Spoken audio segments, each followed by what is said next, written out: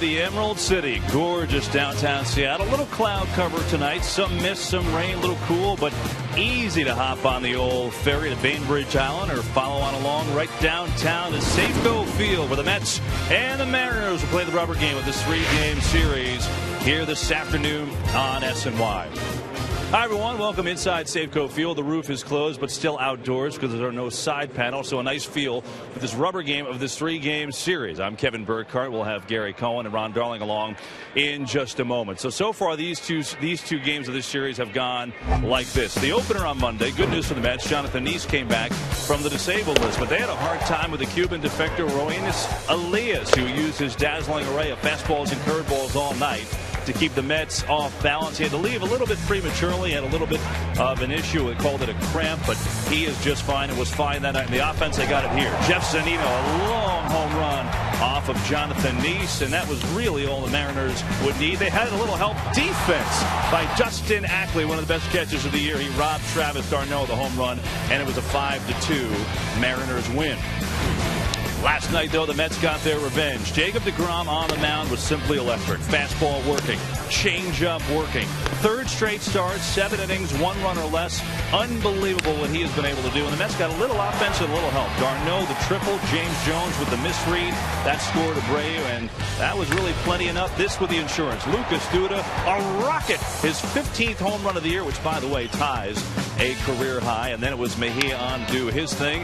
Yeah, a little goose almost, but Mejia still turned the double play, and it was enough for the Mets to get the victory last night and feel good about themselves coming into today for a number of reasons. I mean, after that really encouraging 8-2 homestand going into the break, Mets played great the first game in San Diego and then got stymied the next 2 nights, lost Monday, so they end a 3-game losing streak, and now a win today on this long road trip would make them 3-3 on this 10-game road trip. Who is pitching today? We'll have that for you. Ron Darling will have the analysis. Gary Cohen coming back as we look at the Mariners Hall of Fame. It's packed today. We'll be back.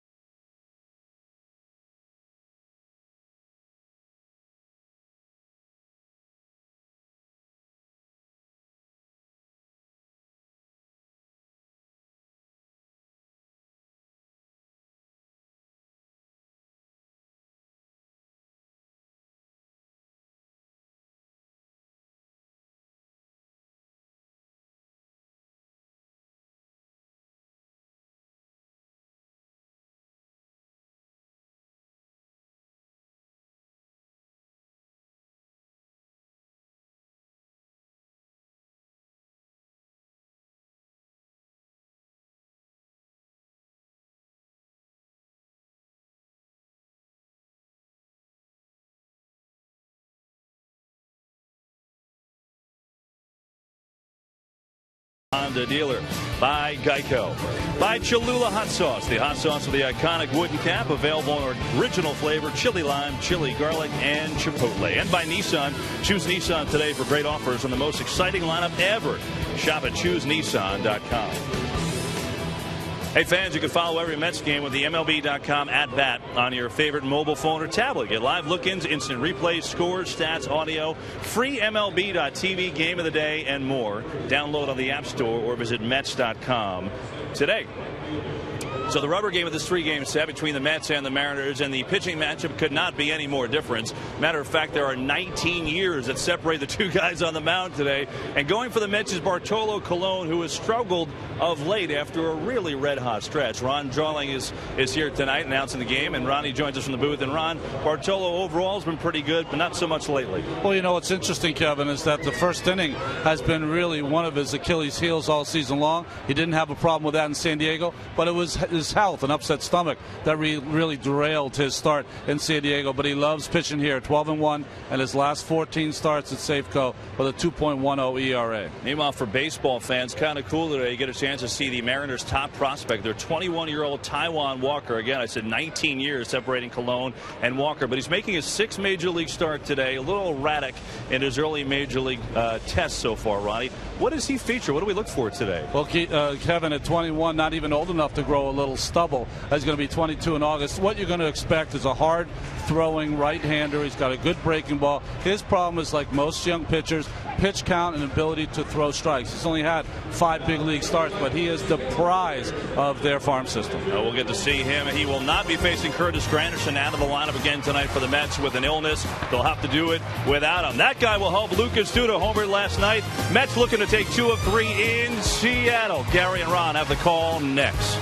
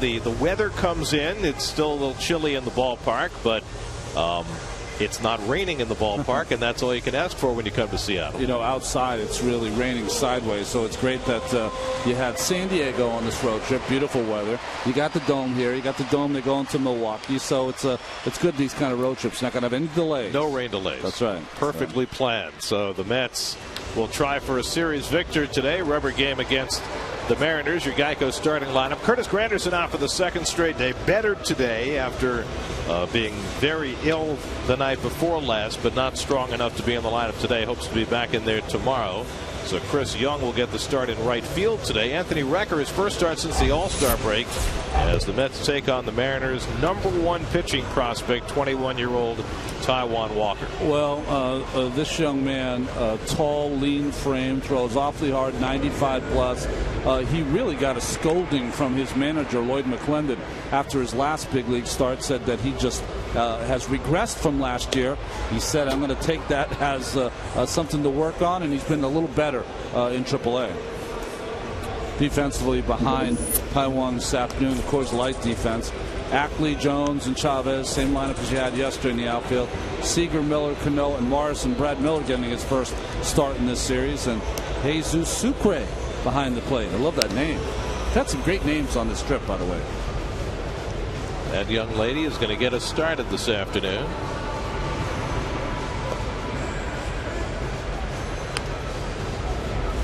We'll get to her eventually. She looks like a future heartbreaker, by the way.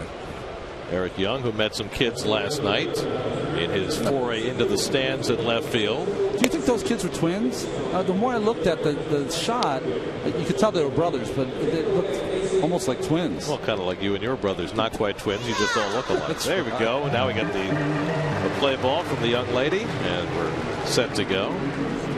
Nice assist by the Mariner Moose. I'm a huge fan of the Moose, but maybe wear on you over time. It's kind of a Pacific Northwest thing. Yes. You know, you have to remember where you are. That's right.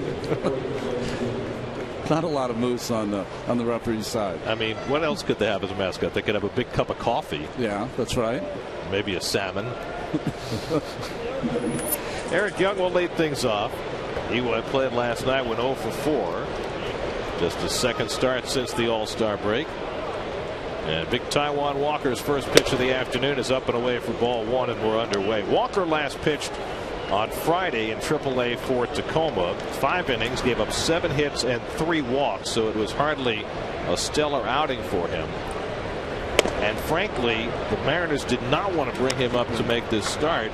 They wanted to use Tom Wilhelmsen, bring him out of the bullpen, but their bullpen's been so battered since the All-Star break. They played a 16-inning game and a 12-inning game over the weekend that Lloyd McClendon figured he couldn't use Wilhelmsen, and here's Walker immediately falling behind the leadoff hitter 3-0. Wilhelmsen went a couple of innings out of the bullpen last night. He gave up that bomb to Lucas Duda. 62 degrees at game time. And that's ball 4, and Eric Young is on to start the afternoon. Not the beginning that Taijuan Walker needed. Walker's made 5 previous big league starts, 3 last year, and this is his 3rd this year. Picked up a loss his last big league start. That was 17 days ago. He went 4 innings and walked 5 against the White Sox. I mean, he's the youngest pitcher in the major leagues right now. He's younger than Jose Fernandez. There are a few position players who are younger, so he is very much a work in progress. Here's Daniel Murphy. And Young is picked off. The throw to second by Morrison, and Young is safe. He got around the tag. Well, this will be a Lloyd McClendon moment, I believe. Well, he took off so early, Eric Young, and that's been the Mets theme this year. And you see the throw there. The umpire is saying, Doug Eddings is saying, that the tag was high up on the shoulder and that Young got around and into the base before he was tagged. Very close. Very close indeed. Robinson Cano reaching back to try and get the tag on him, and Lloyd McClendon is not going to challenge the call. Well, the throw took Cano a little bit into the infield part of the bag. Did everything he could to try to get the tag down. Just elusive enough was Eric Young. Oh, and apparently he is going to challenge the call. Well, the glove hit the shoulder just about the same time the hand hit the bag, so it's awfully close. And while he might have been out. I'm not sure there's enough evidence to overturn. I found that the evolution of this, Gary, to me, is that anything that's really close has stayed the umpire's way. It'll be interesting to see what happens here. Jim Joyce, the crew chief on the left, is on the headset, and so we have a challenge, 2 batters into the game. But you're right, Roddy. We have seen the Mets leave early way too often this year. And it's not just been Eric Young. Daniel Murphy's done it. Chris Young has done it. It's been a team-wide phenomenon. See how Eric just tries to get to the outside part of that bag. I don't think this is getting overturned. Awfully close. I think it's way too close for them to overturn. Elias just sent us a note. This is the earliest challenge in a ball game this year. Well, Lloyd McClendon using his challenge in the first inning. Some managers have been reluctant to do that on close plays, figuring that if they lose, they might not be able to challenge a more egregious call later. Play under review brought to you by Mazda. Conviction, creativity, courage. This is the Mazda way.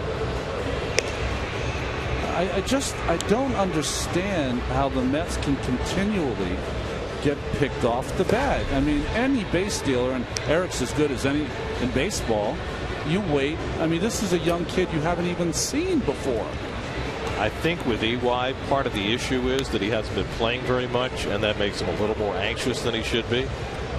You know, if you're playing every day, you can pick your spots, and they're going to uphold the call. I knew it. So McClendon loses his challenge in the first inning without anybody having been retired, and that could come into play later on.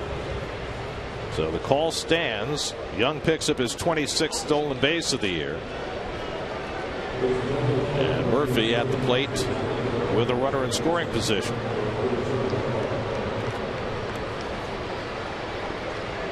Let's restart reboot the game here. And now Taijuan Walker's been standing around for a couple of minutes, and we'll see how that affects him. He's just thrown 4 pitches. They've all been out of the strike zone. Now he faces Murphy with a runner at second base. And Daniel goes after the first pitch fastball and foul tips it 0-1.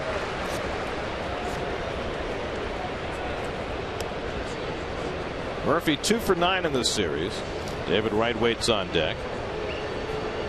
Brad Miller, the shortstop, keeping an eye on Eric Young.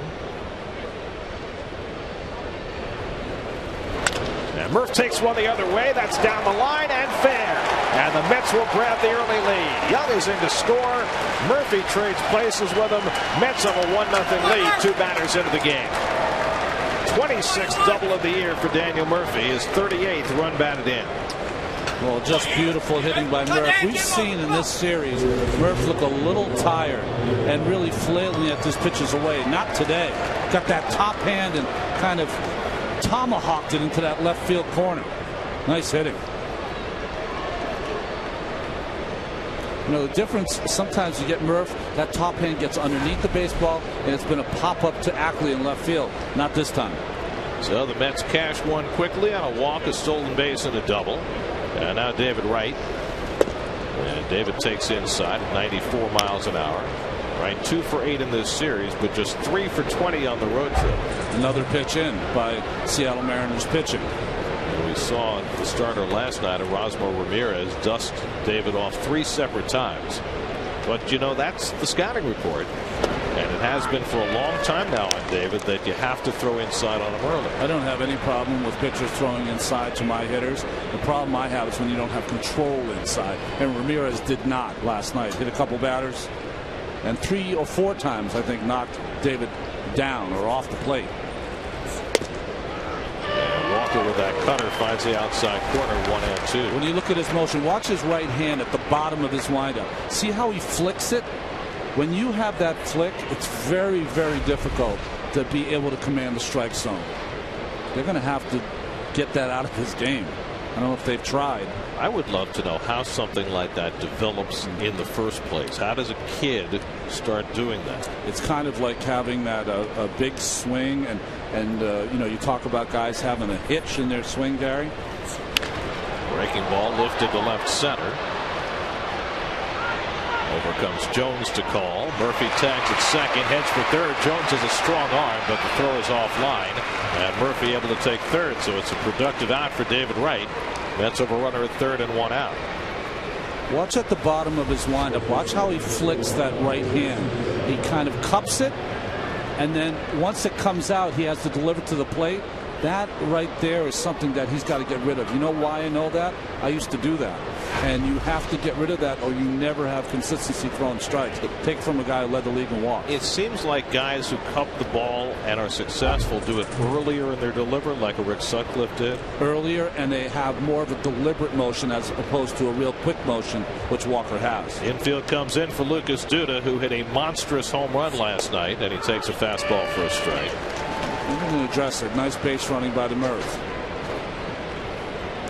Well, he ran on Jones, a guy who has a very strong arm but didn't make a particularly good throw. Lucas 3 for 8 in this series, including that 446-foot home run last night. Now it's 15 for the year. Nothing in 2 to Duda. That's with a run home in the opening inning. Well, give him 66 now.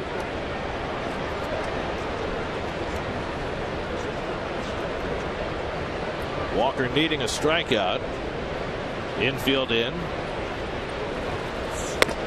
And comes inside 1-2. Well, the Mets with the first inning run today have outpaced every other inning by far. Route 66. Beautiful. Get your kicks.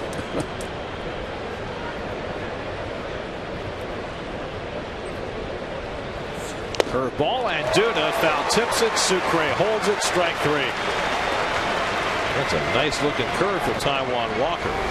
Well, it's these little moments when you see from Walker that I'm sure that's why the Mariners have him as their #1 pitching prospect. Beautiful curve. And that's not supposed to be his best pitch at all. So 2 out. Murphy's still at third. The infield can back up for Bobby Abreu, who's DHing for the second straight day. Bobby went 1 for 4 last night. Mets had only 6 hits in last night's game, but they got great pitching from Jacob deGrom with 7 strong innings. Scored a couple early, got the home run from Duda late, and that was enough. Very interesting. Kevin gave that great report last night's game about Bobby Abreu. First time up, he likes to work the count, try to see 4 or 5 pitches. And that time swinging at the first pitch made sense. 2 outs, runner at third base trying to pick up the RBI. He knew he was going to get a fastball, just a little late. Abreu at 259 for the year. Sucre looking Murphy back to third. Third baseman Seager had not moved toward the bag. Murphy's reputation precedes him.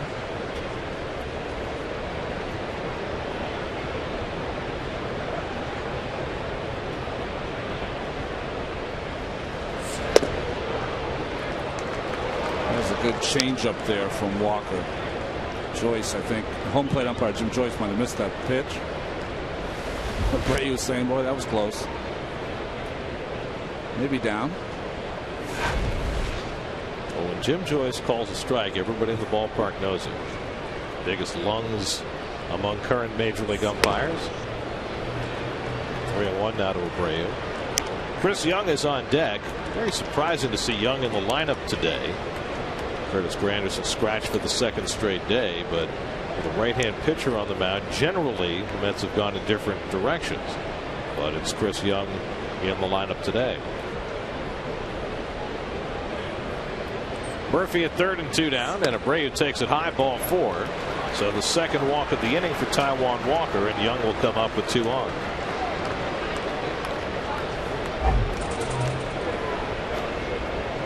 The numbers for Chris Young on the season. Chris started the opening game of this series against the left-hander, who had 1 for 3 and a walk. Well, it's a little bit like a microcosm of the Mariners season this year.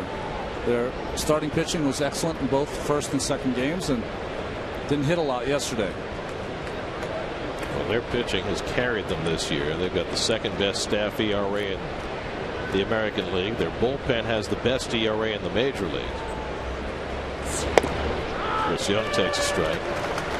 And with Felix Hernandez and Hisashi Iwakuma and Chris Young at the head of their rotation, they've been very solid. The 4 and 5 spots have been a little dicier. There's King Felix. Mets missed him in this series. Some serious earrings he's got working there. He's the king. 1-1 to Chris Young. Mets will miss another ace in Milwaukee. Kyle Lohse is pitching today for the Brewers. 4-game series, and they missed the Brewers' best pitcher. It's been going on quite a bit for the Mets this year. 1-1 coming. You know, Hunter low and away. The Brewers have a lot of talent, though. Garce is going to pitch. Gallardo hasn't pitched the way he's capable of pitching. Willie Peralta has 11 wins for them. Peralta's been very good, and let's see Jimmy Nelson, their top prospect, who's now working in the rotation as well. But the key to the Brewers, though, is their offense. It's been awfully good. A little pop up on the right side, and Cano is over. And that retires the side. So the Mets get just the 1 run on the Murphy RBI double and hand that run to Bartolo Colon. 1-0 Mets.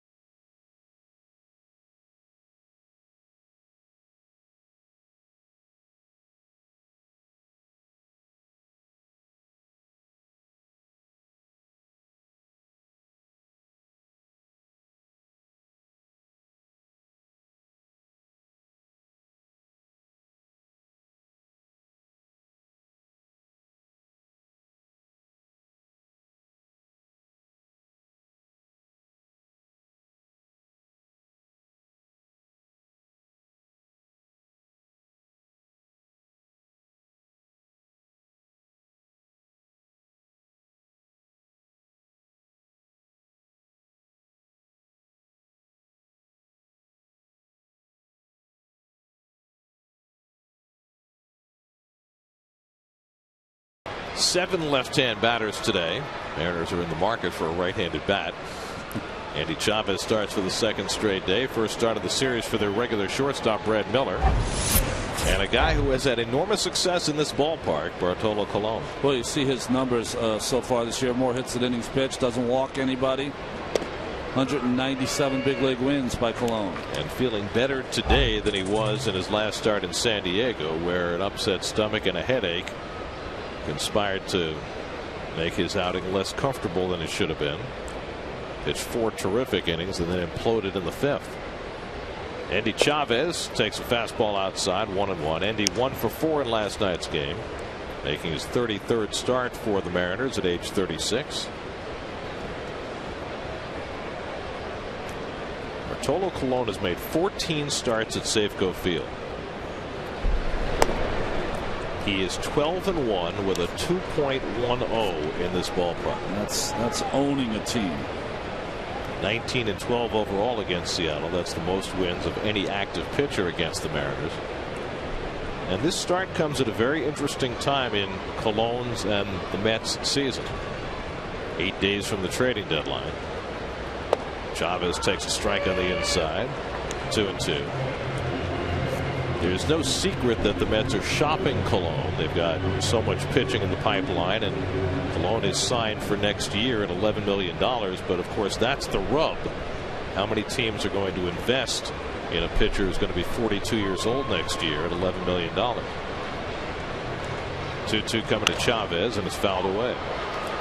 Now, Bartolo had been pitching very well until these last 4 starts, but he's 0-3, 5.88 over the last 4, and So teams that are scouting him might be looking askance at both the commitment for next year and the recent results. But he's an innings eater. He's averaging 6 2/3 innings pitched per start. Full count to Chavez. Colon's been around so long that when the Mariners were in the postseason in 2001, he started the first game for the Indians against the Mariners.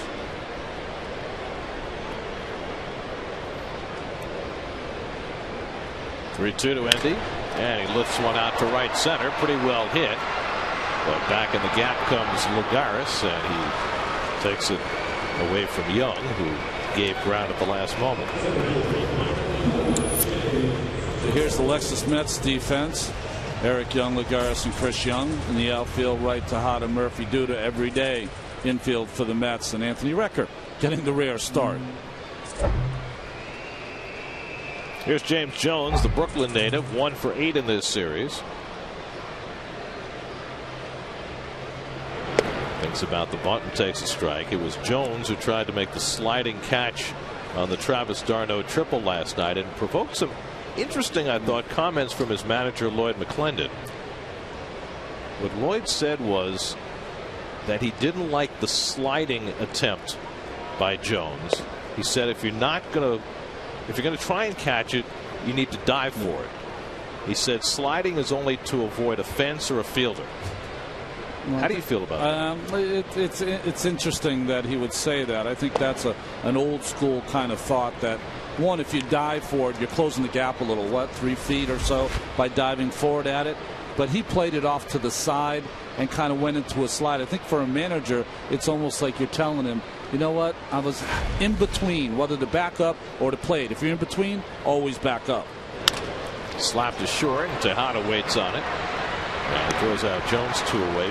The one thing that Lloyd said that confused me, though, he said if you dive for it, you got a better chance of blocking it if you don't catch it, and that to me is counterintuitive. Yeah, I disagree with that. I can understand if you dive for it, you might get the short hop, which might make it a little easier, but I've always thought that if you get to a point where you don't think you're going to catch a ball, and I think that's what happened to Jones, just make sure that if you go into that slide, you have the ball right in the middle of your chest.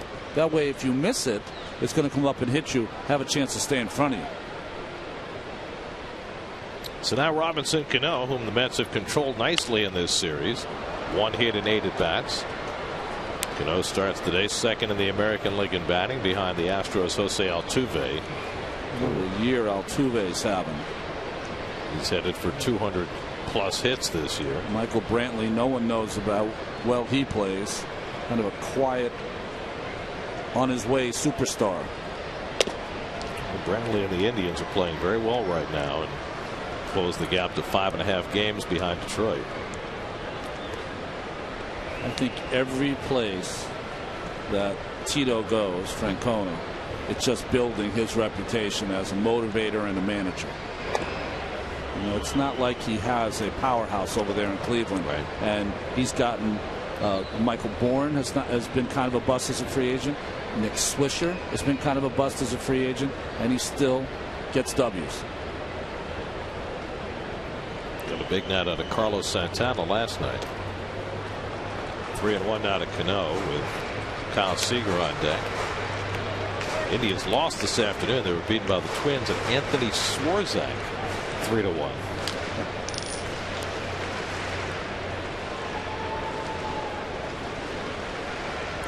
See how anxious Colon is to challenge Cano in the first inning. Goes right after him, and Cano grounds one for Murphy. And so Colon, for the second straight start, has a clean first inning. That's a nice development for Bartolo. 1-0 Mets after 1.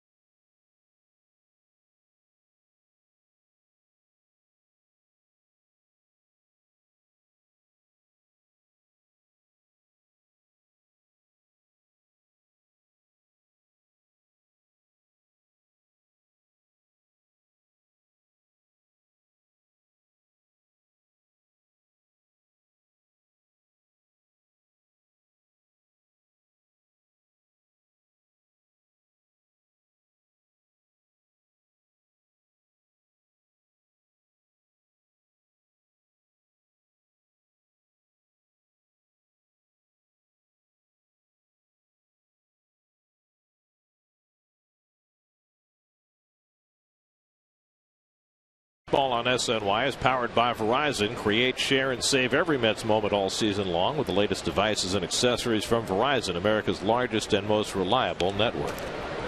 Juan Lagares attacks the first pitch from Taijuan Walker as we start the second inning.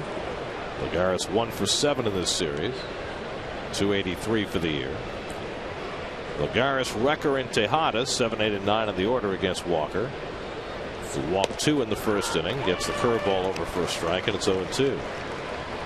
I didn't sign my release for that. Nor I. Kind of came out of nowhere. Yeah. To check into that.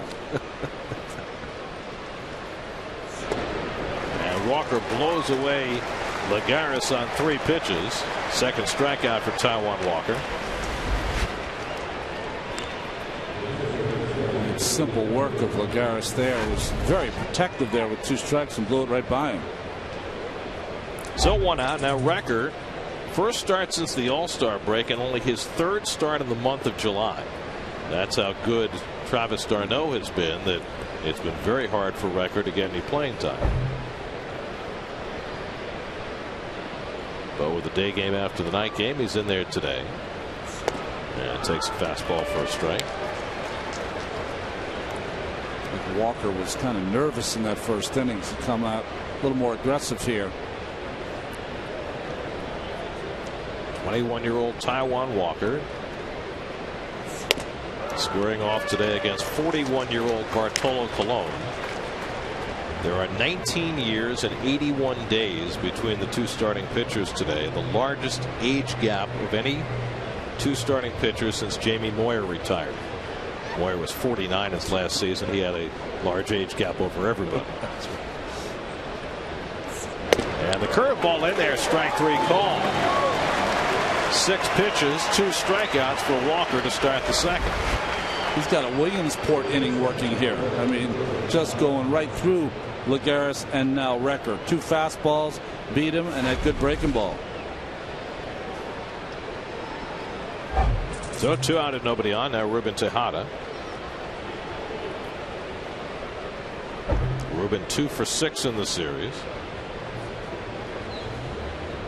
Ruben got hit on the left hand last night by an Erasmo Ramirez pitch, and for a moment it looked as though he was going to have to come out of the game. That hand swelled up pretty quickly, but it felt better after the game. Didn't even need to go for x-rays, and right back in there today.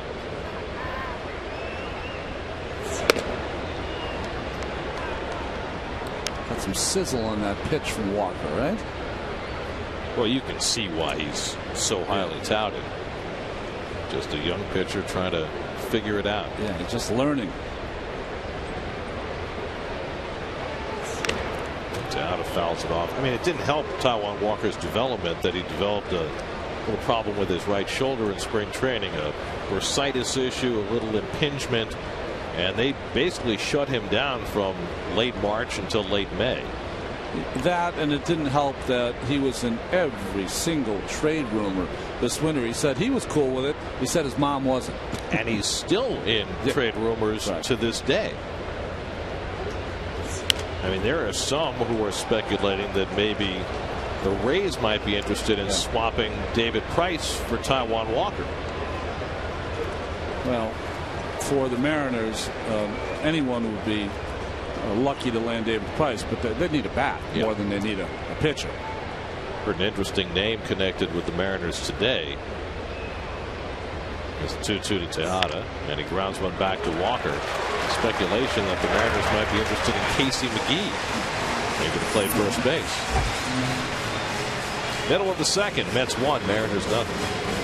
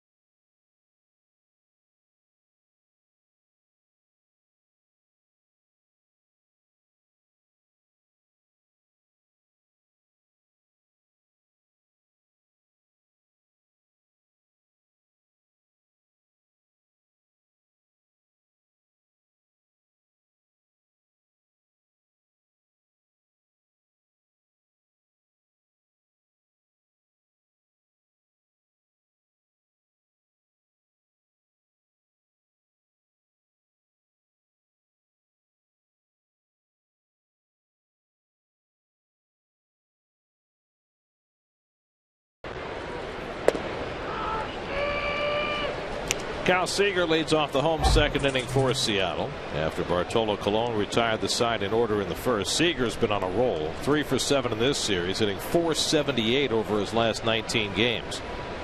The first-time All-Star. And he takes fastball off the plate, 1-1. Interesting splits for Seager, though. He's hitting, what, 360 or something here at Safeco, just a little over 200 on the road.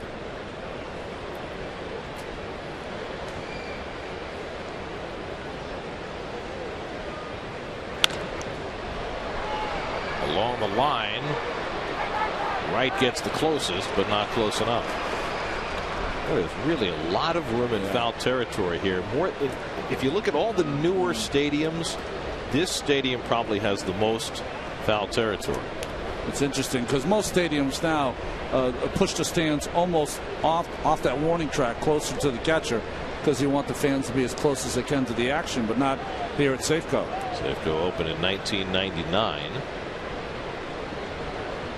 Right about this time of year in 1999.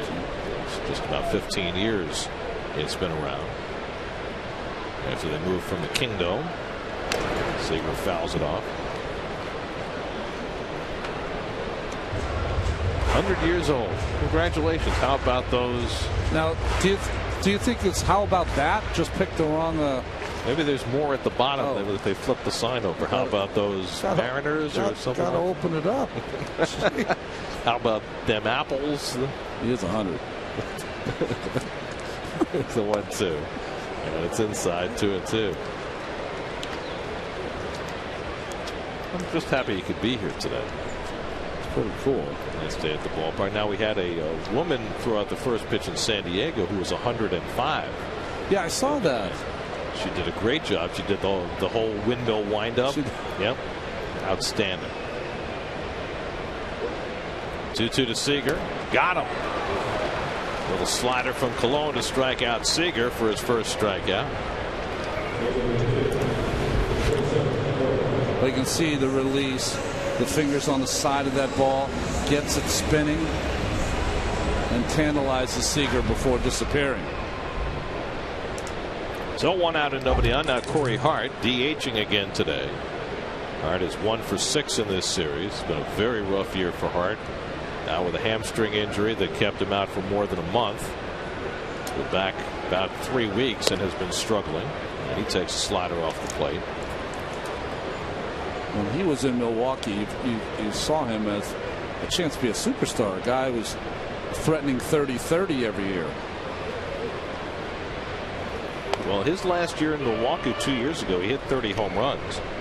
But then he missed all of last year, had surgery on both his knees, and it sapped him of a lot of speed. And he just has not hit the way they hoped he would.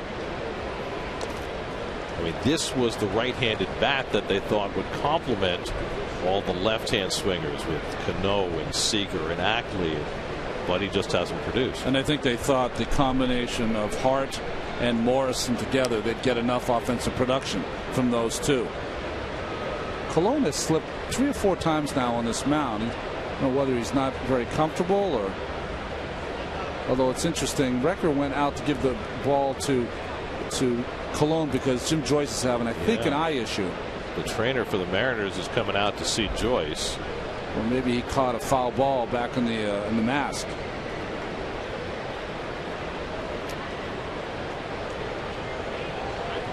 It's a catcher umpire fraternity record, giving his fellow masked man a moment.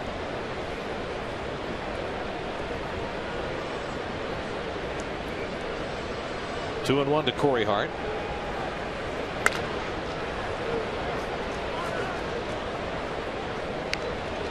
Well, the Seattle Mariners came into the league in 1977, same year as the Toronto Blue Jays. The Blue Jays won back-to-back World Series in '92, '93. The Mariners didn't make their first playoff appearance until 1995. But both teams have had long postseason droughts, and Colon comes inside to get Hart. Back-to-back strikeouts for Colon to start the second. Well, a lot of breaking balls away, and then that two-seamer from Colon that he runs in and down on the right-handed hitter really split the middle of the plate, but still eluded the bat of Hart. So 2 out and nobody on. Now Logan Morrison, who, as Ronnie mentioned, the Mariners picked up from the Marlins. They traded a pretty promising reliever in Carter Capps, who we saw early in the season with Miami, but has been hurt a good part of the year. Capps was throwing about 97 when we saw him. But Morrison has had a rough go of it. Just 5 hits in his last 44 at bats. Is he still on Twitter? He had a little problem on Twitter. I didn't even get. I mean, I saw him from afar and we waved at each other. I didn't even get a chance to say hello or catch up with the hitting coach of the Seattle Mariners, Howard Johnson. Very busy these days. So the Mariners have a Hojo and a Lomo. And Lomo lifts it out to left center. And Lagares gives way to Eric Young. 6 up and 6 down for Bartolo Colon to start his afternoon. 1-0 Mets.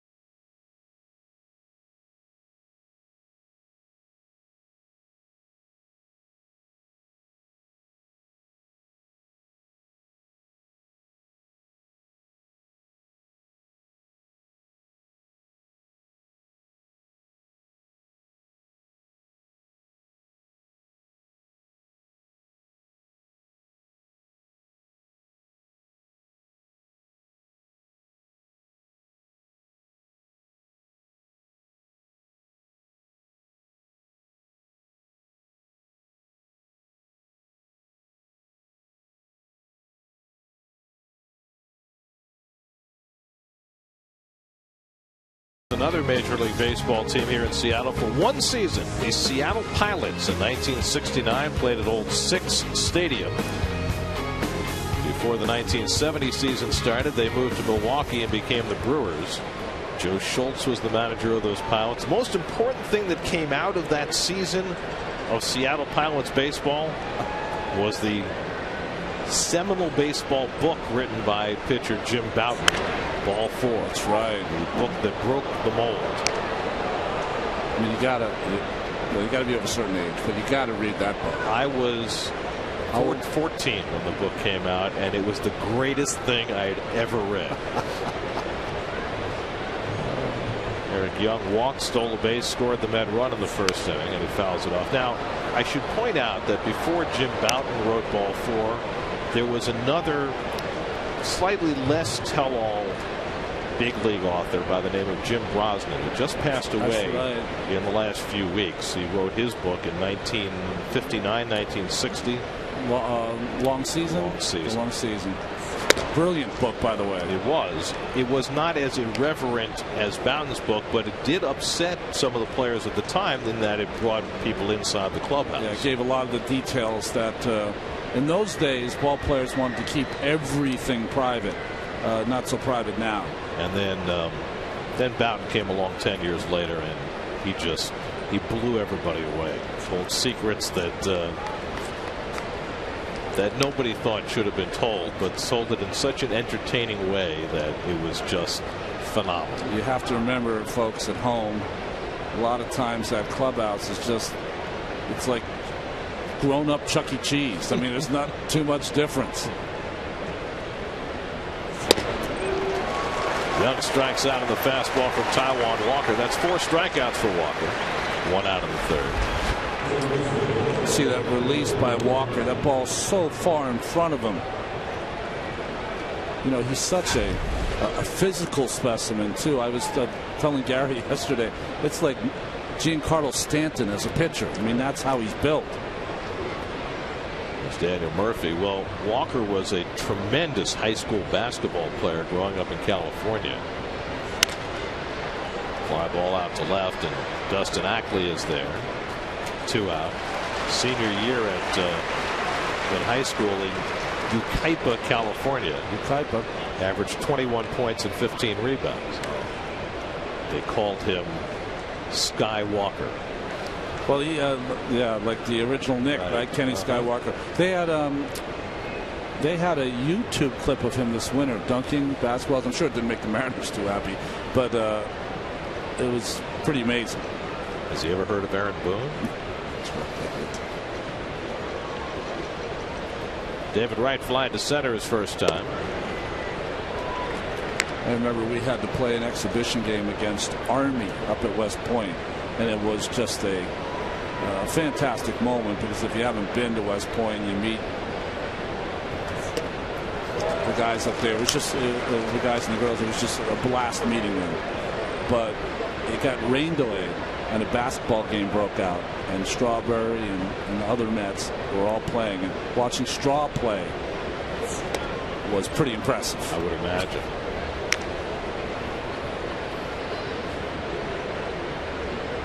I remember in, was it 1990 or 92 when the spring training was delayed because of a lockout? Yeah. And in Port St. Lucie we had the lockout basketball league, and a lot of the players were participating on the hard top. Hard top. I was it had to be when I was still with the Mets, because I know I had to guard. I don't know why I had to guard Terry Bross every game. Well, Terry was a big time player at St. John's. Fastball, strike 3 call. An impressive inning for Taijuan Walker. He's just getting started. He's retired 7 in a row and struck out 5. Still 1-0 Mets.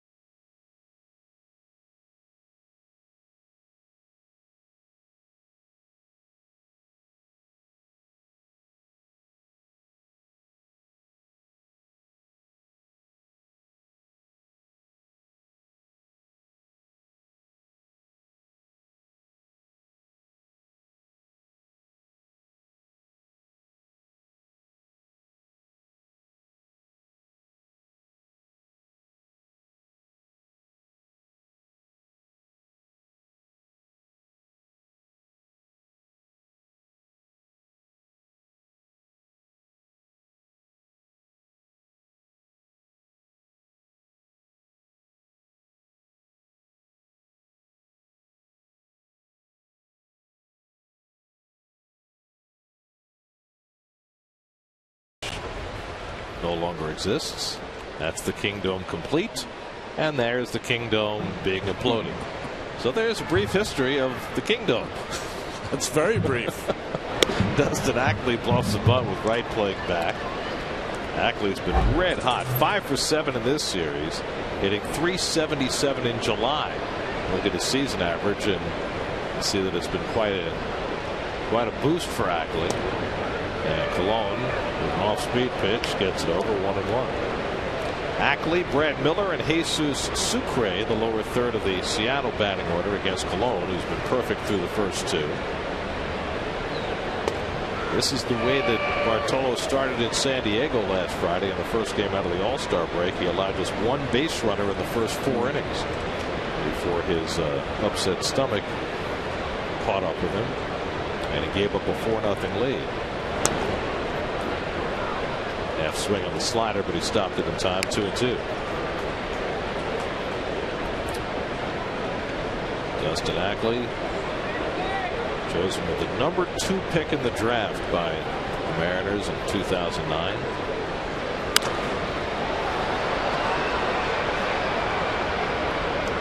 Who went ahead of him? Well, a guy named Strasburg.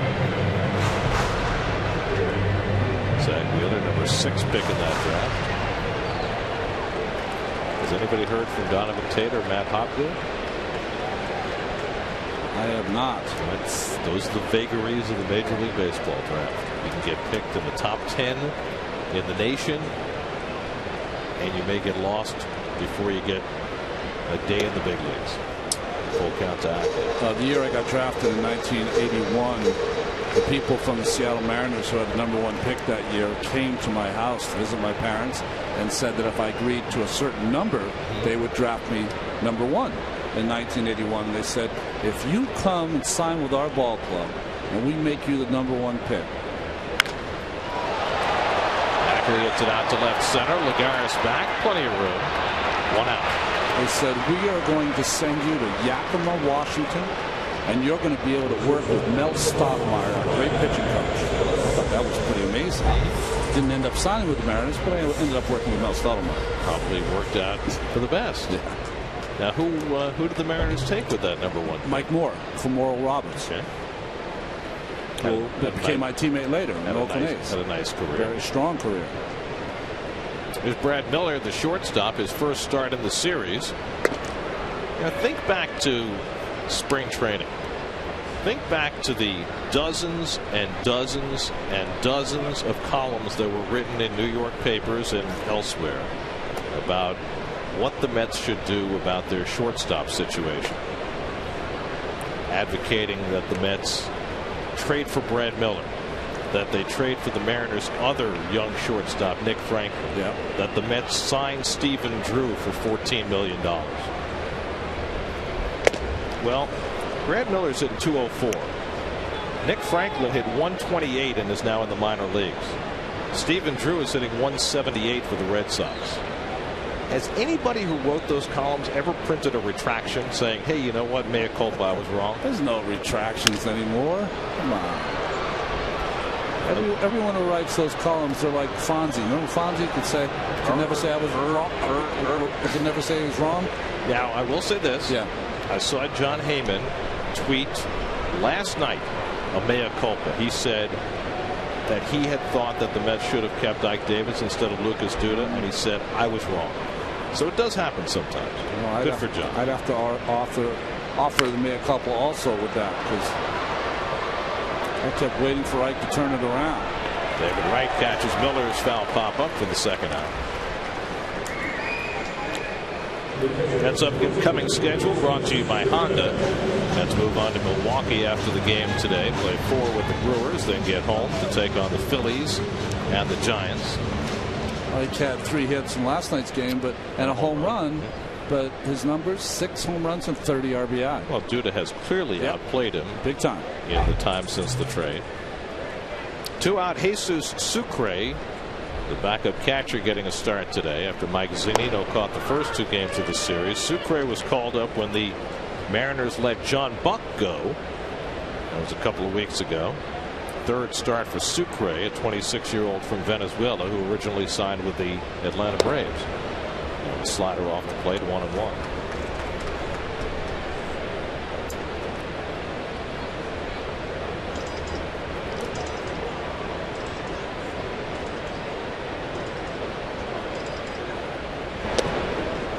A lot of sliders in this first time through the batting order from Colon, maybe more than we've seen all year. Yeah, I think it's almost like his second half plan is to, you know, as he goes around and there's more tape on him as a New York Met, he's going to change it up a little more. 1-2. Strike three called. Down looking at the fastball. Third strikeout for Cologne has gone perfectly through the first 3 innings. After 3 in Seattle, 1-0 New York.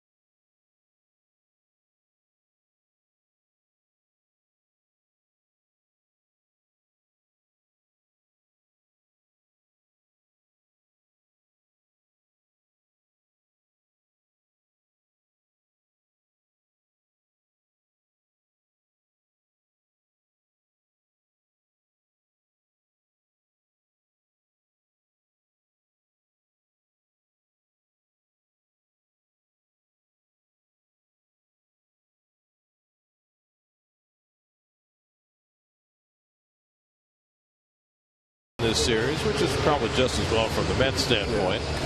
Felix Hernandez came to the big leagues at the age of 19. He's only 28 now. He's already won 121 major league games. Words like cold hard facts. Pitched a perfect game 2 years ago. He's already won a Cy Young award. He is only getting better. This is his best season. He was one of those guys when you start to talk about pitchers having a chance to win 300 games again. He was one of those guys you thought about, but the Mariners have not been good enough, or you have 160, 170 wins already. I always thought Matt Cain pitched with the worst luck in baseball, but it might be Felix Hernandez, who seems to throw 8 shutout innings every start and gets nothing for it. Well, the difference, though, between Felix Hernandez and Matt Cain is that Felix continues to perform at a high level. He's thrown 190 innings or more 8 straight years, whereas Matt Cain may be on the downside now. He's on the disabled list now with a bad elbow, and you wonder whether he's ever going to be the same again at a similar point in his career. 3-1 now to Duda.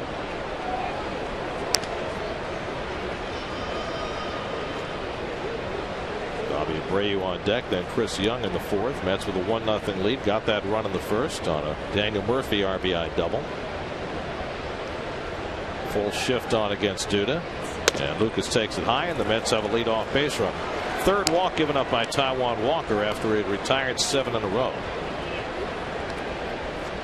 So it's interesting we talk about Taijuan Walker, and you know he's 21, just learning how to pitch, and Hernandez already had 2 years in by this time. Felix Hernandez is like Dwight Gooden was, or they're kind of like a virtuoso. You know, they were just ready earlier than most people. Hit the ground running and never broke stride. Yeah. Abreu drew a walk his first time up.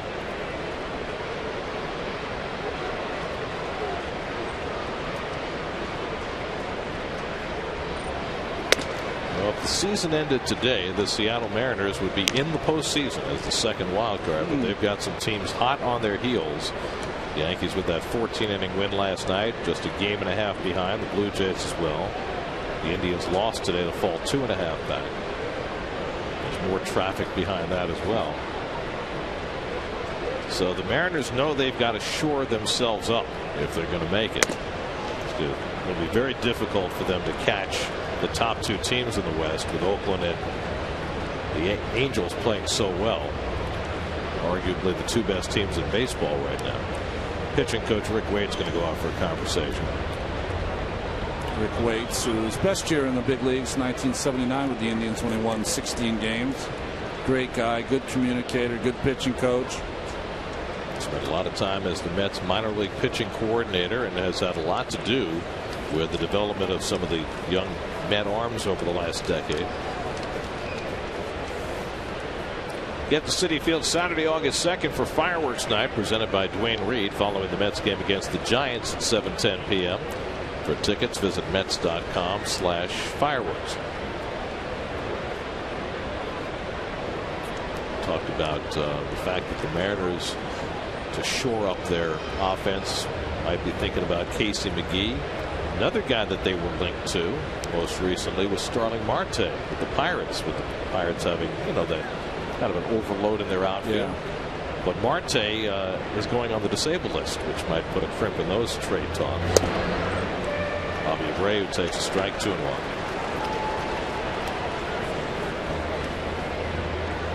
Well, when I look at the Mariners, now we've only seen them for 3 games. Their lineup just has too many holes in it right now.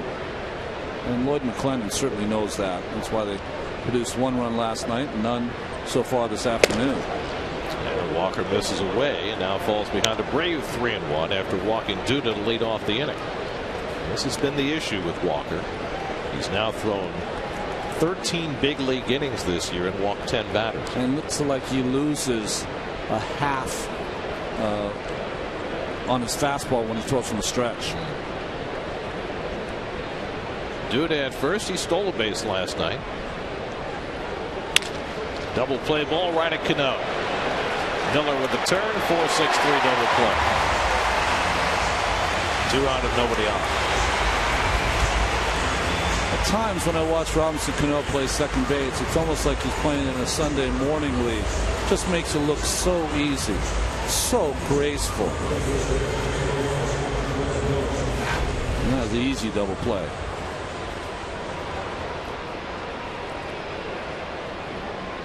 So 2 out and nobody on. Now Chris Young, who popped up his first time up.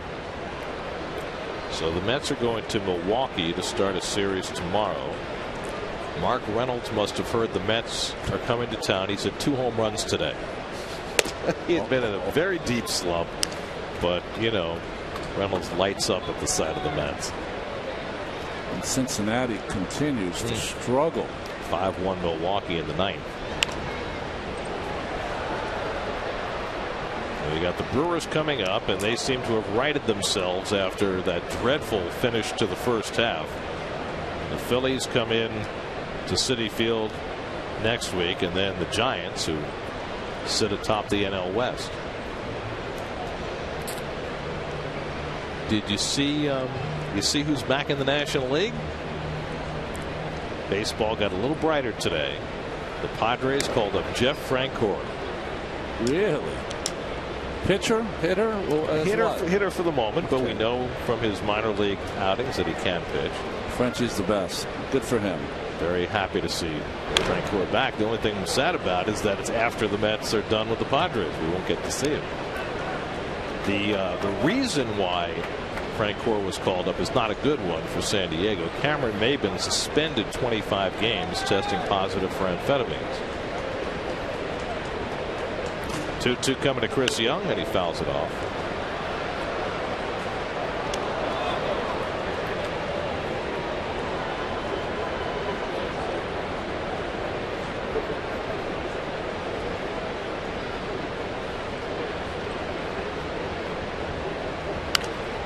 Foul back this way.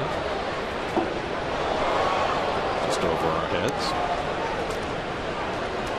In our booth at Citi Field, we could never, ever, ever get a foul ball. Here we got a chance. Is that true?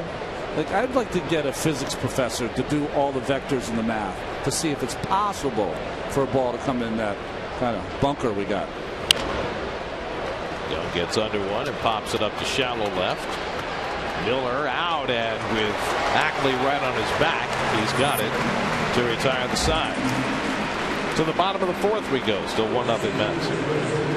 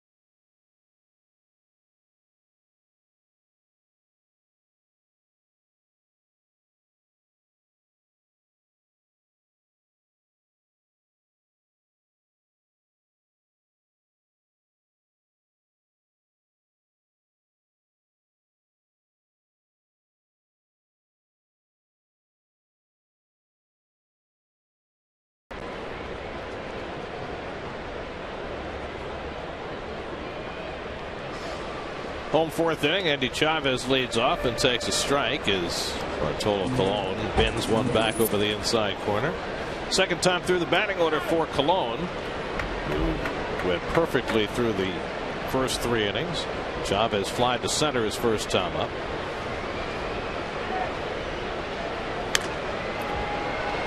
That'll make it to the stands out of play, and it's 0-2. It just brings a smile to your face to see Andy Chavez playing baseball. That's right. Doesn't it?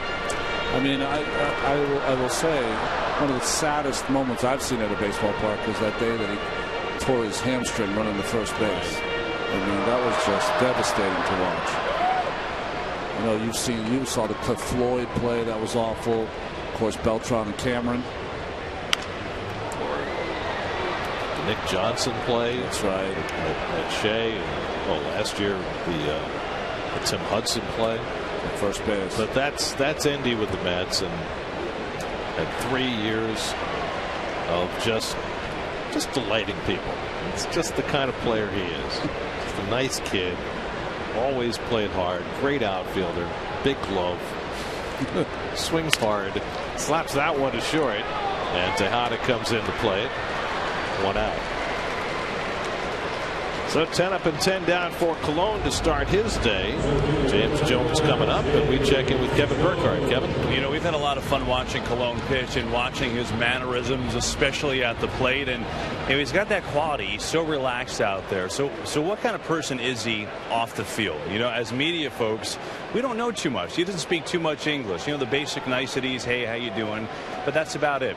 I talked to Ricky Bonas today, the bullpen coach, try to get a feel of what he's about and a couple of the players.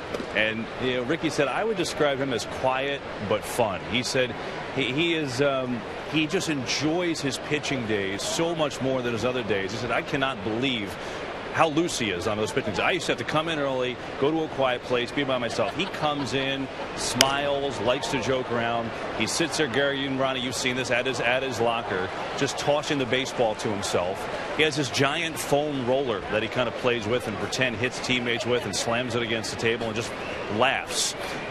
He said here's the unique thing. He goes out to the bullpen for his starts, and Bonas said he will tell him when his bullpen session is done, it's going to be a good day, or ooh, going to have to work hard today. And he's usually spot on, like he knows it. And one other thing about Colon, he is a people watcher. He will, either in the clubhouse or in the stands, he'll walk out to the mound, he'll walk out to the bullpen. He loves to point people out in the crowd, notice his shirts they're wearing. He's just kind of a jovial guy, you know, one of those guys that kind of walks by, gives you a smile, a little pat on the back, quiet, fun, loose, interesting to be around, that's for sure. Big hop for Murphy to deal with, and he throws out Jones. Now, if Colon were people watching today, he'd have to notice that you've gone with the Hugh Jackman look, and we're just wondering what the future is for that little piece of grooming on your face. Well, I'm not really sure. I feel like we're in the Pacific Northwest, so I was going to come to work in like a blue and white flannel today and play Nirvana as I gave my report. So I'm just feeling that a little bit. Maybe just going to see how it goes. It's kind of, I don't know. I don't know what I feel about it right now. It's a little gray. I'm getting old, Garrett. Should we solicit people's thoughts about this look?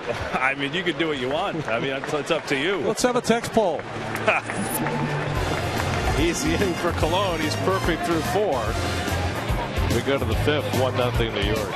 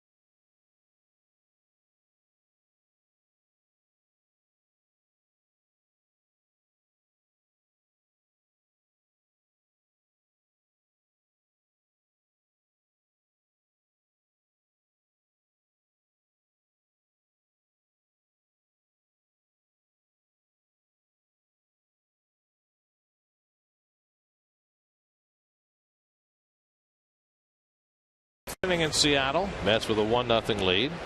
Bartolo Colon perfect through the first 4 innings. Juan Lagares leads off against Taijuan Walker, who allowed 1 hit in the first inning and none since. Lagares struck out his first time up and tried to bunt his way on. Drops down a beauty. Seager with the bare hand throws him out. Nice bunt. Nice play. Well, Seager was playing even with the bag, so he got a good jump on that baseball and a nice strong throw to first base. Very David Wright-like by Seager at third.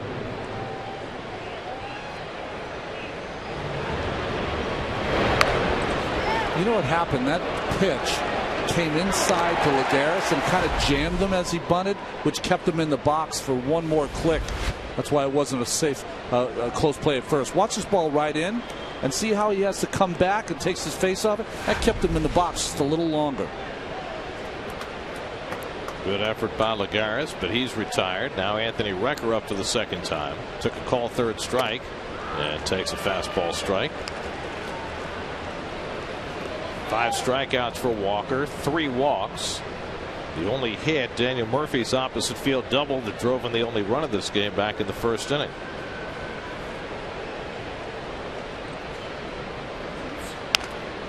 Curled right back to Walker. And he throws out a record 2 away. So quickly 2 out and nobody on. Get an in-depth Jets training camp preview with position by position breakdowns, up to the minute news, and insider info as players report to camp on the JetsBlog.com, part of the SNY.TV blog network.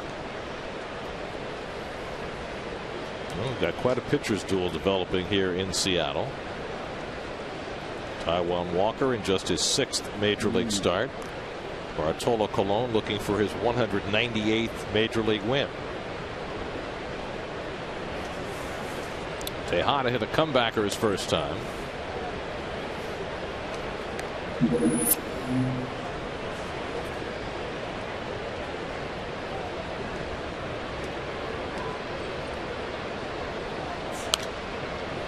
It's interesting to watch Walker in between pitches. Really calculated breathing, a lot of heavy breathing, and then you got Colon out there who doesn't look like he's breathing at all.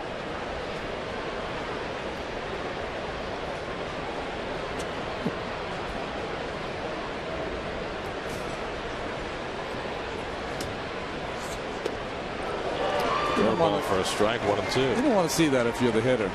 You don't want to have your pitcher have his hat on and his glove ready to go. Well, normally at this point in the batting order, Bartolo would be ready to take his swings. So maybe he's just getting a little antsy. A little flare, and that goes foul. By the way, we saw some numbers on American League, National League, Interleague, DH, non-DH comparisons today. In American League ballparks this year, AL DHs in interleague games are hitting 259.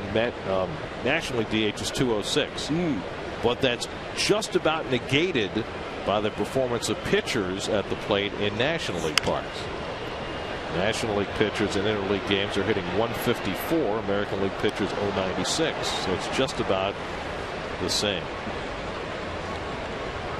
A matter of style. It's going to be interesting because there's going to be a new commissioner and probably new voices heard, and there's a lot of people clamoring for the same rules in both leagues. I hope it doesn't happen. I'm a National League guy, but you hear a lot more of it. And this last year, I've heard a lot more of it because interleague games every day are played. Well, I hope it never happens. I keep hoping the American League will see the light and come back to real baseball. Well, that's not going to happen. Oh, Tejada hit in the helmet. Oh, no.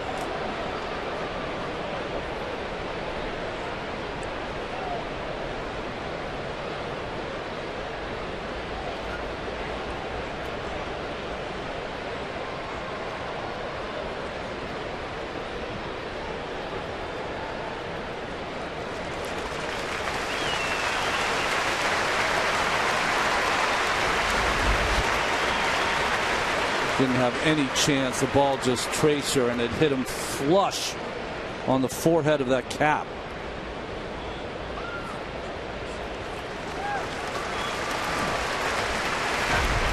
Well, he's able to walk off under his own power, but the Mets will obviously take no chances, and he'll come out of the game, and Eric Campbell will come in to run for him.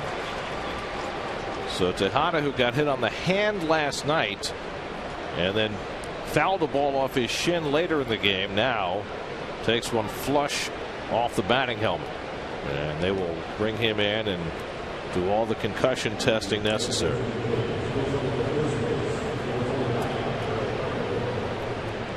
See if Taijuan Walker's a little shaken. His teammates hoping that they can calm him down.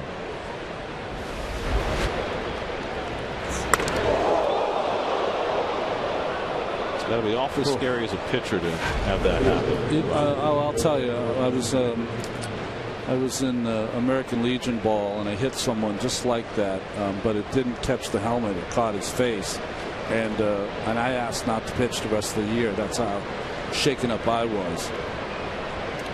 So Eric Campbell will have to take over at shortstop for the Mets.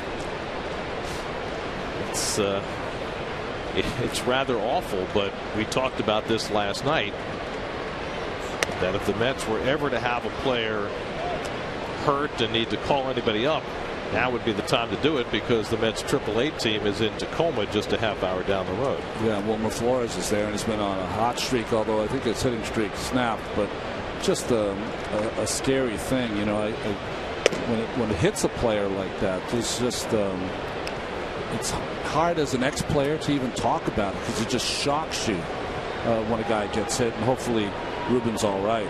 Well, brings you back to 2009 when David Wright got hit by Matt Cain.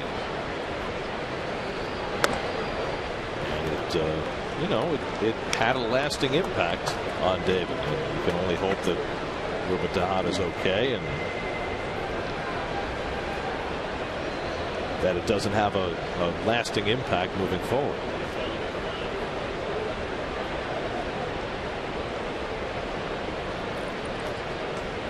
Eric Young is on with a 4-pitch walk. Second time he's been walked by Taijuan Walker. You know, the hard thing is for you young people at home, and I know it's just so hard, especially at this level, how fast the ball's going. But you see how he kind of dropped his head there? If you feel, and if you can, when the ball is approaching your head, you've got to turn so you're almost looking at the catcher. So you somehow get your back and the back of your head and take your face out of play. Luckily, Ruben was able to drop his head just enough so it hit on the front and didn't catch him in the face, or the brim of the cap, the helmet, and came down into his face.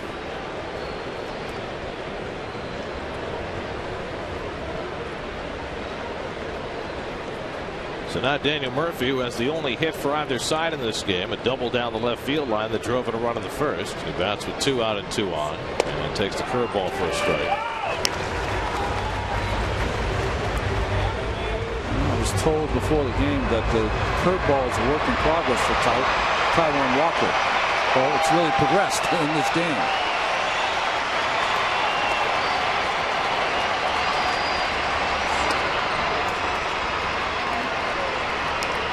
Well, he's having trouble throwing strikes with his fastball since he hit Tejada, and I guess that's an unsurprising consequence with a young pitcher. Dominic Leone gets up in the bullpen for Lloyd McClendon.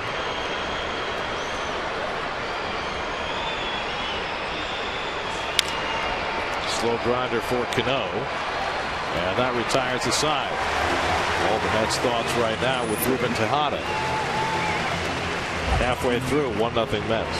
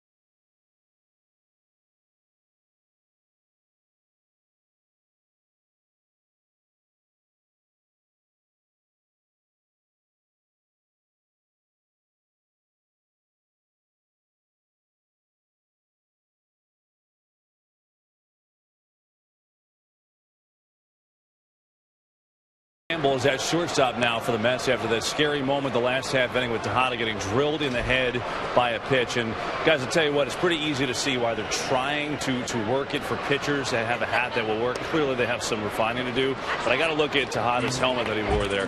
There was a baseball imprint on the plastic helmet. You can imagine that's how hard he got hit. But to give credit where the helmet is due, there was a little crack, almost, for lack of a better term, almost in the paint on the helmet, but the helmet itself did not crack, structurally intact, and this one's going to be caught in right. But I mean, it just gives you an idea of the impact of that. Literally on the Mets blue helmet, a white baseball imprint right here. But other than a little imperfection on the top, everything else in the helmet remained intact, protecting Tejada. Well, they have made strides in improving the protective capabilities of batting helmets over the last decade, and that is certainly for the good.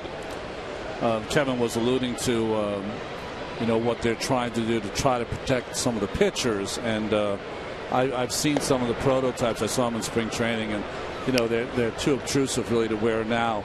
And interesting, in spring training, when you think about it, Chapman got hit. The only thing that really would have saved him is maybe protective goggles, as opposed to a protective cap. So you've got to figure out how to do it. I remember in the late 60s, early 70s, there used to be a catcher for the Boston Red Sox, Bob Montgomery, and he was one of the last ones that would go to the plate with just like a plastic protective inside his regular hat that he would wear at the plate. Hard hits one deep to right. Young to the warning track, and he runs it down. 2 out. So maybe a combination of that or some sports goggles or something might help. Some pitchers. We saw Alex Torres wearing that protective cap in San Diego, and right now he's the only pitcher in the major leagues who's chosen to do that. Well, meanwhile, Colon just keeps on mowing them down. 14 up and 14 down to start his afternoon. And he'll take on Logan Morrison with 2 out in the home fifth. Morrison flied out to left his first time up.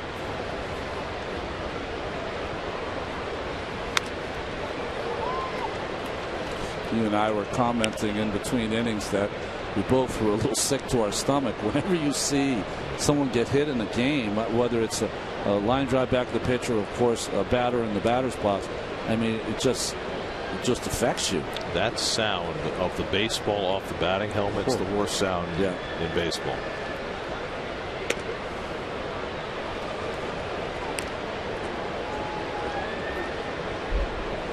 There was a time in baseball when Tejada was able to get up under his own power. He might have stayed in the game. Now there's no question that a player in that situation is going to come out. Good looking fastball for a strike, 1-2. And so much has been learned and put into practice regarding concussions over the last few years, and all for the better.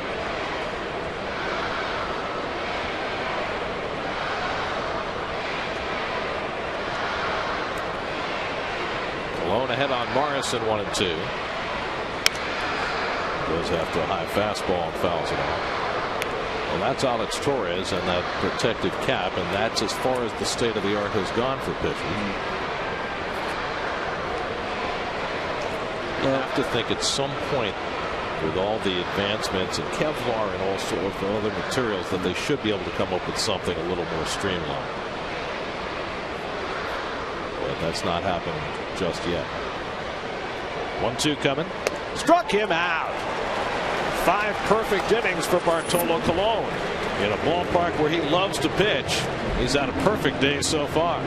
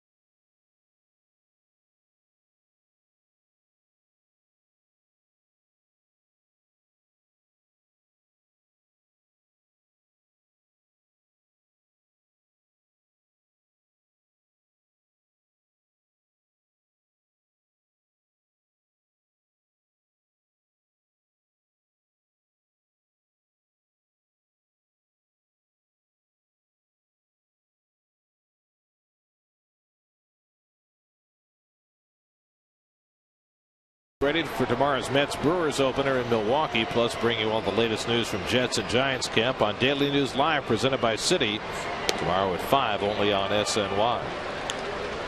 David Wright leading off in the 6th inning.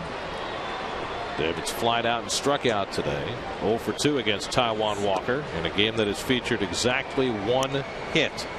Second batter of the game, Daniel Murphy, doubled to drive in a run, and that's been it. Right due to Abreu against Walker, who fires a fastball in for a strike, 1-2. Walker has walked 4 and hit Ruben Tejada in the helmet with a pitch. Little broken bat bloop, and that's good enough for David Wright to drop a base hit. And he'll stop at first base with a leadoff single. So the Mets have their second hit of the day. Let's head to the studio for a game break. Chris Carlin.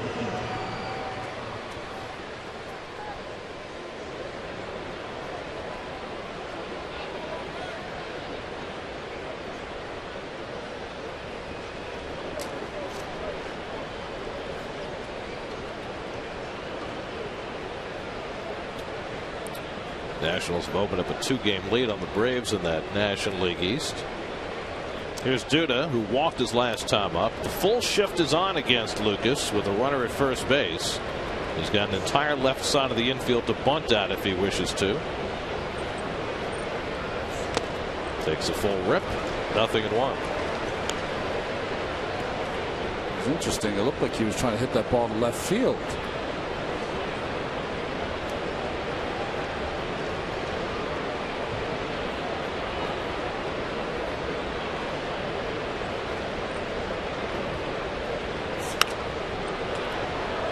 Where do you stand on the whole issue of left-hand hitters in these situations? And what they should do, and how often they should do it to try and even things up a little bit. Well, I think that today's game, a lot of the hitters that are shifted on are guys that have kind of a patented swing, and it's really too hard for them to try to manipulate the bat to hit it the other way. You know, you only have 1 run on the board. If they're giving you a base hit, I'm all for it. I mean, Anthony Rizzo did it twice in 1 game. Drop down bunts. And what you do is you change the defense too. They can't do that anymore. Well, I think that's the point. You ultimately want to get the teams out of the shift, which gives you a better chance to get hits to your more prolific parts of the ballpark. Well, we've heard a lot of talk of things to do to make the offense better. Of course, it's usually at the mercy of the pitcher. I've heard people saying lowering the mound, it could do. Stop shifting. You have a position, you got to play your position. Curveball misses 2-2. You mean you have to play 2 guys on each side of the infield? You can shift anywhere on your side of the infield, but get them out of the shift. I think baseball's a game of adjustments. Yeah. If you're going to take something away from me, you're giving me something else. I've got to take that. And I understand, you know, Lucas is a guy who can hit the ball in the ballpark, but at this point in his career, at least, he's not a 40 home run guy. Yeah. I mean, if I'm David Ortiz, I'm not bunting. But if I've got a guy at the plate who's a 25 home run guy, I'm going to take as many hits as they give me. I'm going to perfect my ability to bunt somewhere between the pitcher and the third base line and take 100 hits a year. And it doesn't really take any talent. All you have to do is bunt it hard. It's not even like you have to place it anywhere. Right. I mean, I'd be practicing that every day. Until you get to a point where you're not going to shift against me anymore. I mean, they do that against Granderson, right? They know he knows how to bunt, so they don't move the shortstop over in the hole. I mean, for Lucas, it could mean 10 extra base hits a season. As many as he wants. It just seems to me that at some point that light bulb's going to go off with more guys, because if they're going to take A and give me B, got to take B. Yep. That's way outside. Lucas is on with his second walk of the day. 5 walks now for Taijuan Walker. And the Mets have the first 2 men on in the 6th.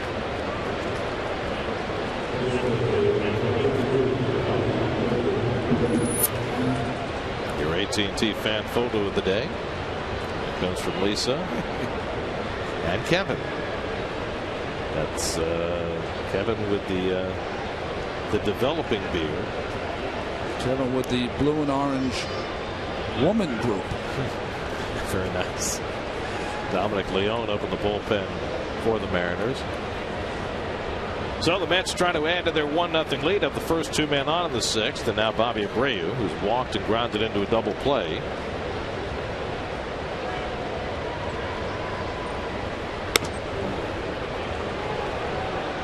And Walker really struggling with his fastball command, and he'll get a visit from Rick Waits. He just does some, like I said, some basic things. I was talking about before, and I probably should have addressed it. We showed how he kind of cups the baseball behind him. The reason it's hard to throw strikes that way is it's almost impossible to repeat your mechanics, meaning that your hand position very rarely is in the same position when you get to the top of your windup.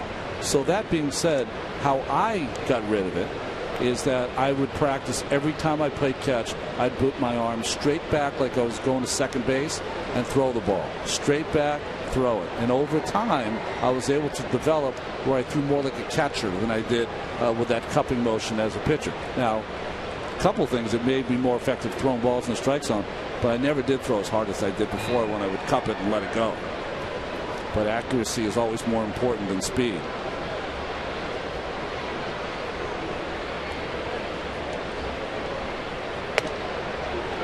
That's outside. 2-0. And really, ever since Walker hit Tejada, he hasn't thrown a fastball for a strike. His breaking pitches have been all right, but and he also, the catcher Sucre, has not called a fastball in to a right-handed or left-handed hitter since that at bat. And that's away. 3-0.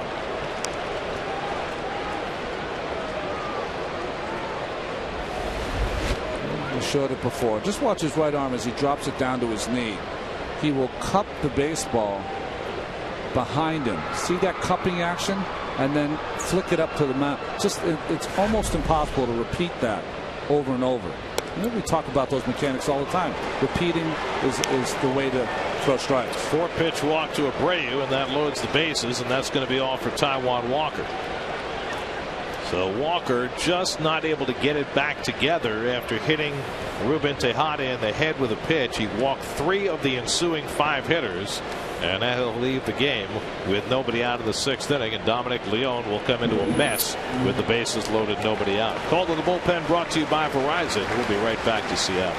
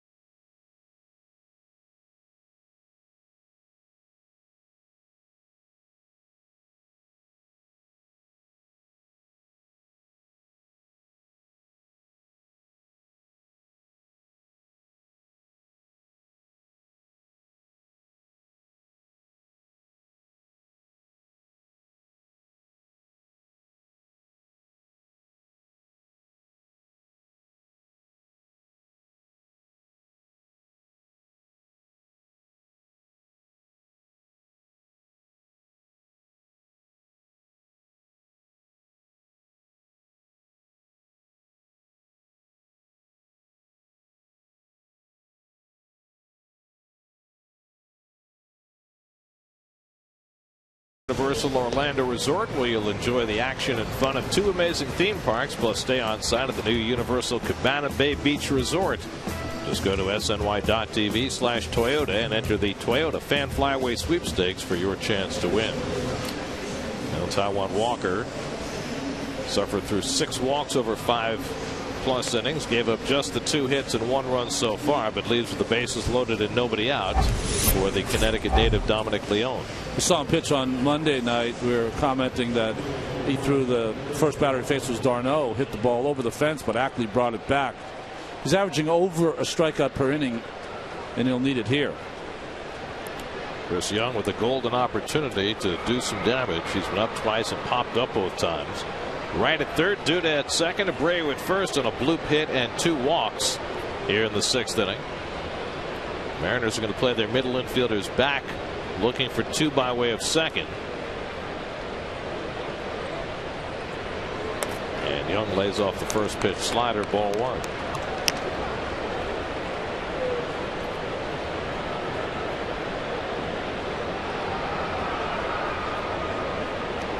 Young getting the start in right field with Curtis Granderson sitting out a 2nd straight day after some gastrointestinal issues. That breaking ball in for a strike, 1-1.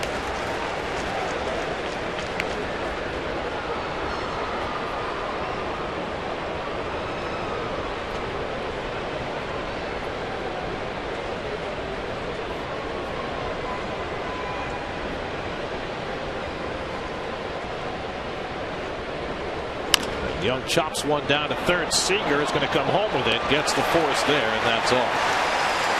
That's the first out.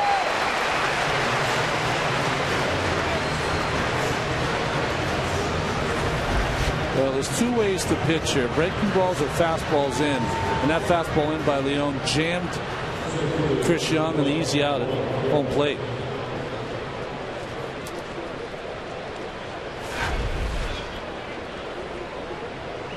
So Leone's gotten a third of the way through it.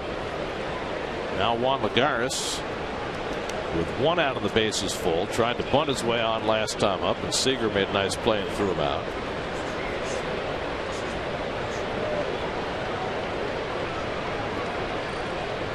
Now Lagares with a floater into center field. Jones is there. Tagging at third is Duda. He's going to try it. Jones is thrown to the plate as well offline. Duda comes in on the sacrifice fly to make it 2-0 New York. So Lagares drives in his 26th run of the year. Well, the thing about Jones here is that he's got that great arm, but he was almost going backwards when he caught the baseball, so he couldn't get anything on it. Very easy if you Lucas at third base, wait till it's caught, and then hustle. That's as fast as Lucas can go right there. I have to say, the throws that Jones has made in this series have not been very impressive for a guy who came in touted for his throwing arm. He doesn't have the proper mechanics yet. Through 95 in college at LIU, but not impressive so far. There's Anthony Recker with 2 out and 2 on. Recker's taking a call third strike and hit a comebacker. So the Mets with only 2 hits this afternoon, now the 2-0 lead. Bartolo Colon has yet to allow a base runner through his 5 innings of work, and now he's 2 runs to the good. Eric Campbell, who replaced the injured Ruben Tejada, on deck. Hit down to third, another chance for Seager. Gets the force to end the inning. So the Mets managed just 1 run out of that bases loaded chance and lead 2-0.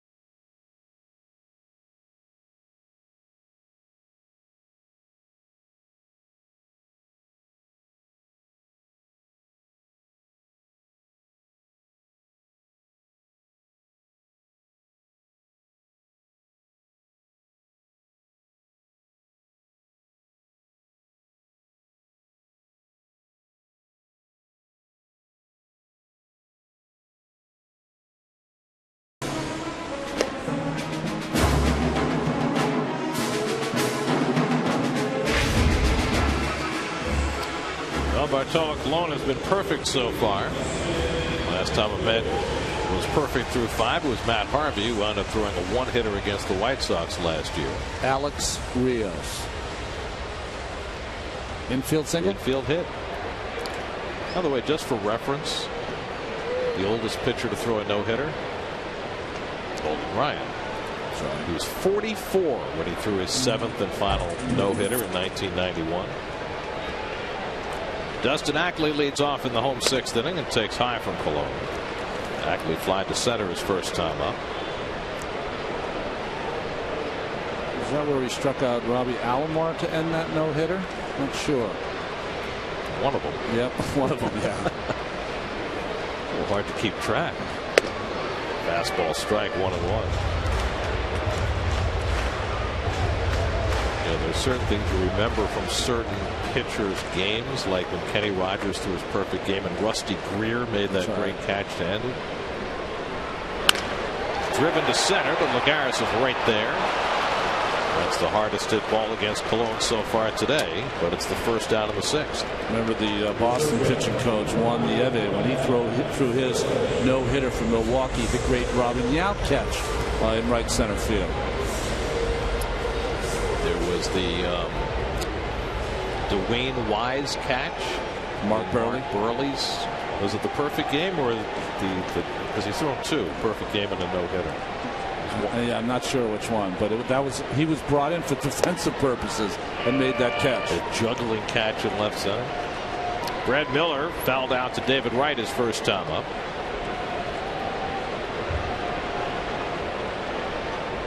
Jesus Sucre, the number 9 hitter on deck. He's fouled away and it's 0-2. Well, if Colon is on the trading block and showcasing himself today, made a good impression. For anybody who might be watching and considering a purchase. And trade a guy after he told him. Well, it's early yet. But if it happens. Duda on the backhand. Colon the cover. 2 out.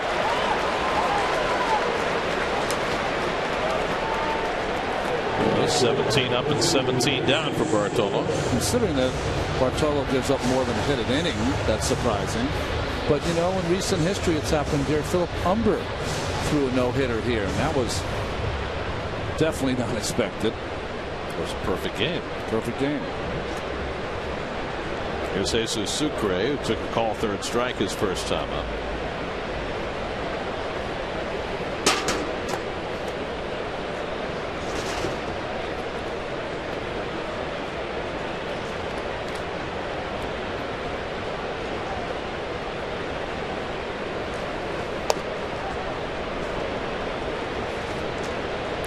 That one missed. Joyce, the home plate umpire today. As good an umpire as there is. But not necessarily the guy you want watching your perfect game. Wright throws out Sucre. 18 up and 18 down for Bartolo Colon. And now it really starts to get interesting. We go to the 7th.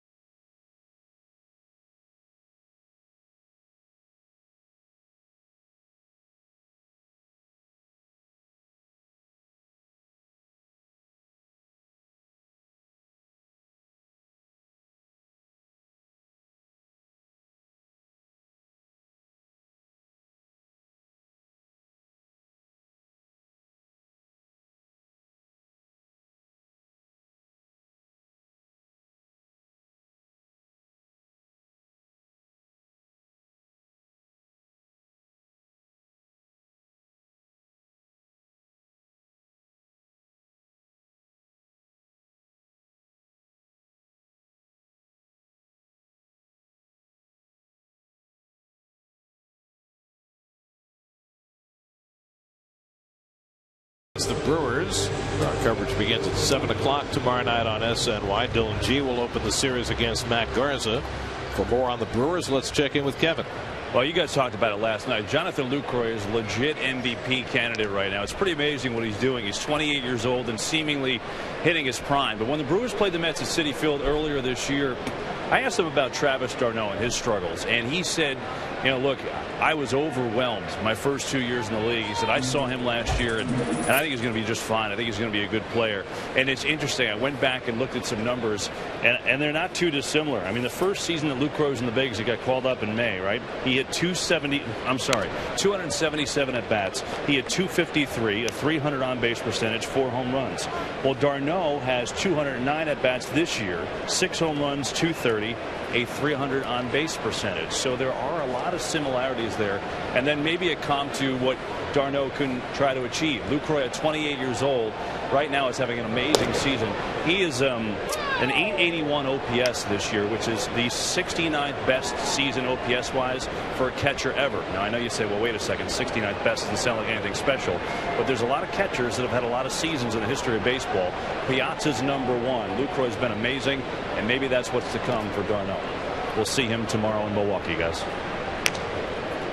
Well, the Brewers just completed a sweep of the Reds today. They had lost 5 straight series going in to that 3-gamer against Cincinnati, so they appeared to have righted themselves. They won that last game before the All-Star break, and now 3 more against Cincinnati. Pretty impressive. Eric Campbell up for the first time, took over for Ruben Tejada after Tejada was hit in the helmet by a Taijuan Walker fastball in the 5th inning. So Campbell, who had just 1 inning of shortstop experience in his major league career, now is going to be playing shortstop late in a potential history-making game for Bartolo Colon. 3-2 to Eric.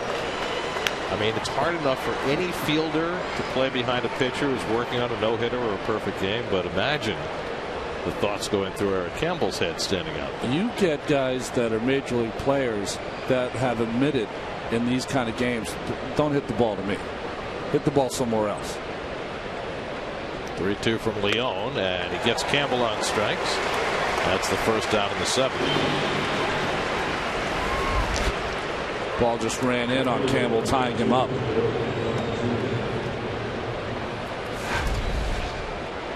Leon did a nice job when he came into the 6th. Bases loaded, nobody out, gave up just the 1 run. Now Eric Young, who walked twice against Taijuan Walker, stole a base, scored a run. The day began well for the Mets. Young walked, got picked off first base, slid in around the tag from Robinson Cano.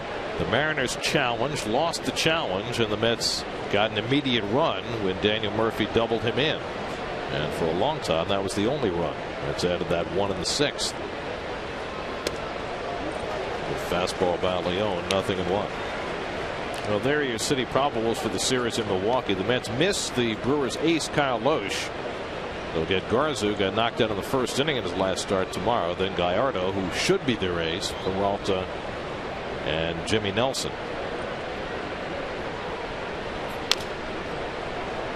You know, Kevin was talking earlier about how jovial and gregarious and easygoing Colon is. Well, when you're in this kind of game, you have no friends. No one's around. No one to talk to. They'll move further and further away if it gets any deeper than this.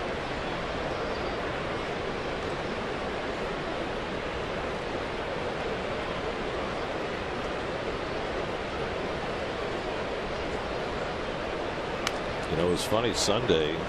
Mets were facing Odrisamer Despaigne working on a no-hitter into the 8th inning. Guys in the dugout, they were sitting right next to him. You get it. I mean, they weren't talking to him, but they weren't giving him any space. I got something going. Stay away. But Colon's listening in on the conversations, obviously. No jacket, just wraps that arm, a valuable arm, in a towel. Just making sure he has his chewing gum correctly positioned for the next inning.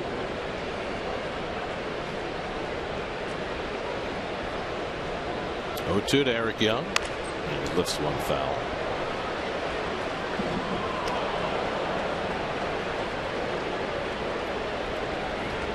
Daniel Murphy on deck. We have yet to get any kind of update on Ruben Tejada, who was able to walk off under his own power after getting hit in the helmet in the 5th inning and left the game immediately. They took him right into the clubhouse. Line the other way, a base hit for Eric Young. And so he was on base for the 3rd time today.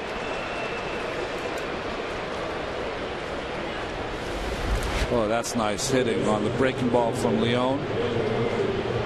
You wait on it and you hit it the other way. Classic piece of hitting there by Young. Well, Eric stole a base, his 26th of the year in the 1st inning, running on the first pitch after getting aboard. Murphy drove him in with a double. Since then he's flied out and grounded out 1 for 3.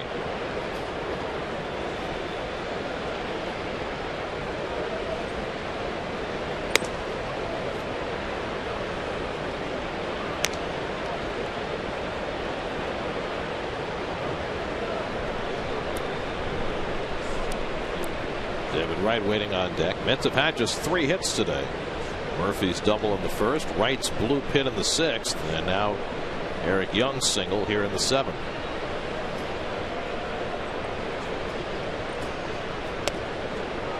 And now Leone falls behind 2-0. Good time for Murph to look for something middle of the plate in. Joe Beimel, the veteran left-hander, up in the Mariners bullpen.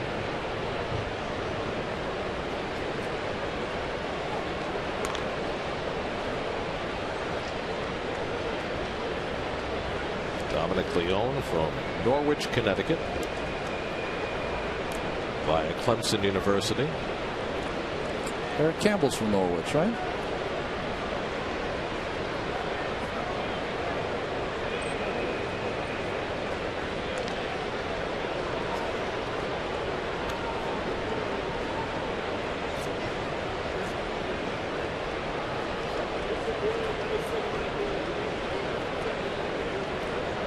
Leone a few years younger than Campbell. He's only 22.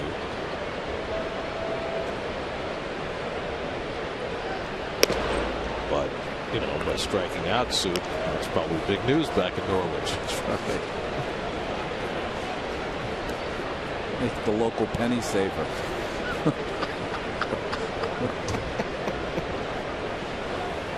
The Norwich Navigator.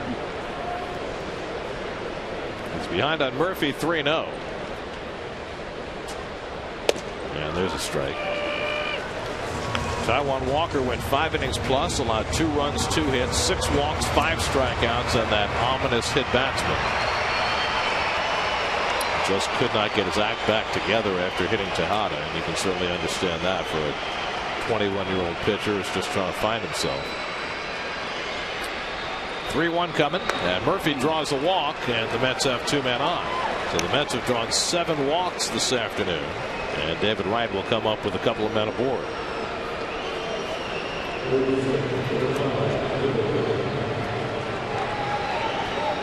David broke his bat and dunked one into shallow right for a base hit to lead off the 6th inning. 1 for 3 on the day.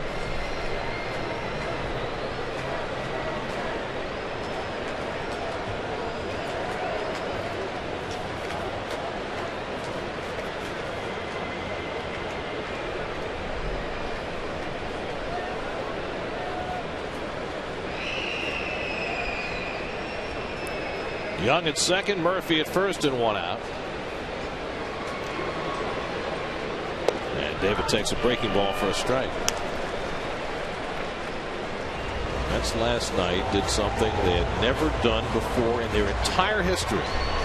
They won a game in Seattle. There you go. It was only their 5th game here, but it was a landmark performance.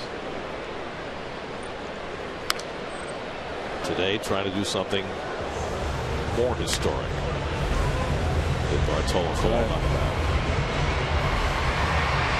Winning a game for the first time in a city, memorable. Carrying a perfect game into the 7th inning, more memorable. I know late in my career I carried a couple no-hitters into the 8th inning and feeling on the bench that I don't know how many starts I'm going to have left in my career. I'd really like to do this. And neither of them worked out, of course. Darn Candy Maldonado. Both times. Nice guy. Great guy.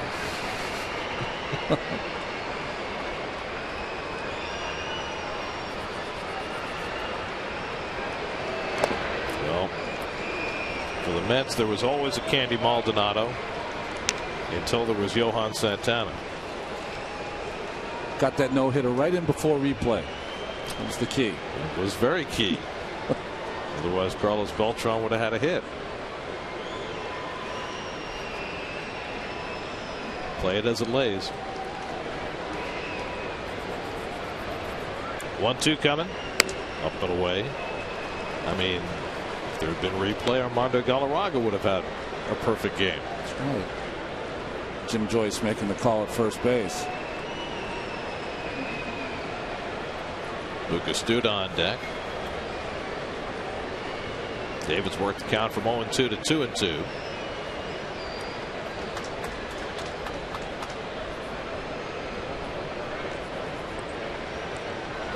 Breaking ball through the hole, base hit. Young being waved around third. Ackley unleashes the throw to the plate on a hop, not in time. Young with the burst of speed scores on the David Wright hit. It's 3-0 New York. Ackley made a nice throw, but boy, Eric Young can fly when he gets going. Well, slider, a little slider from Leon. David stays back and just punishes it through that hole. It was hit so well that Ackley got to it quickly, makes an accurate throw, but Eric Young just outran the baseball.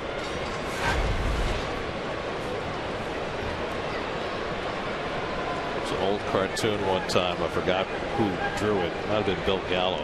And there was the caption was, "Come on, ball, he always wins." That's great. That's what happens with Eric. That's all for Dominic Leone. Pitching change. Joe Beimel will come in to face Lucas Duda. Mets with a 3-0 lead in the 7th. We'll be right back.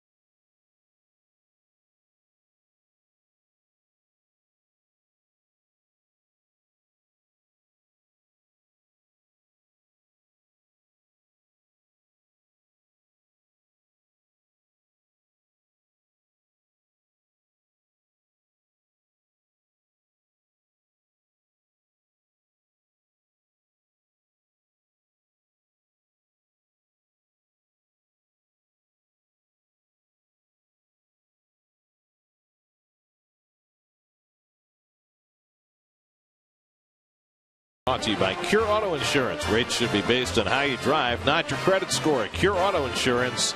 Drive well. By Pepsi. For more of MLB's most thrilling moments, check out MLB.com/Pepsi. And by your Tri-Honda dealer. Hurry to your local Tri-Honda dealer for great deals on the 2014 models. It's a nice ride. Seaplane. Veteran lefty Joe Beimel is in. First time the Mets saw Joe Beimel, he's a member of the Dodgers years ago. Still hanging on here at 36 years old. Comes in to face Lucas Duda's walked twice and struck out. 2 on and 1 out. Modified shift with a runner at second, and they had the shortstop hole open. Ball 1 to Duda.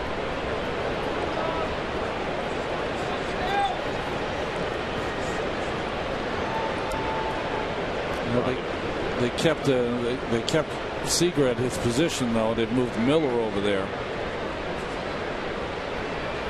Unlike what they did last night.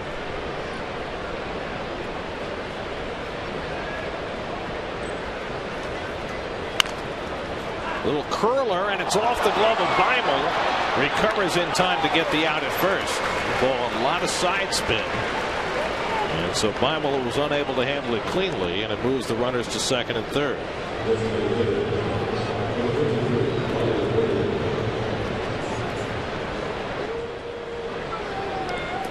Bobby Abreu will stay in to face the left-hander. That's a little hamstrung, with Campbell having been used to replace Tejada. And Granderson's availability in question.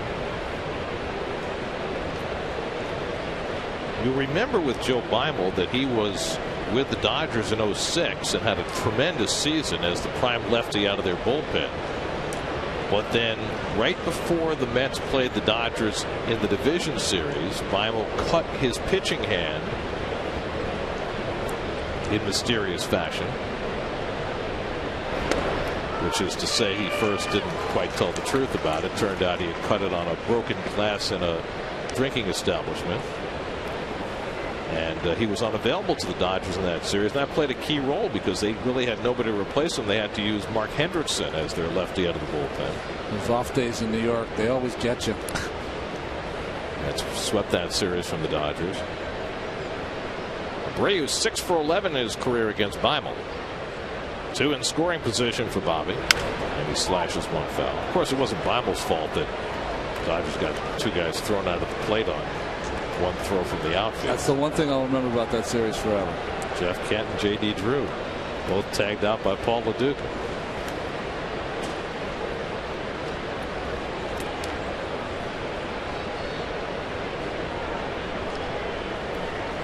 I just remember you and me doing the pre and post game show from the parking lot at Dodger Stadium with Todd Zeal. That's right. There's the 0-2. Just missed with a slider. 1 and 2.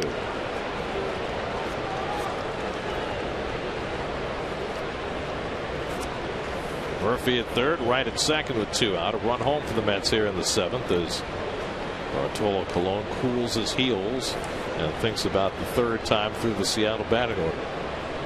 18 up and 18 down so far for the big guy.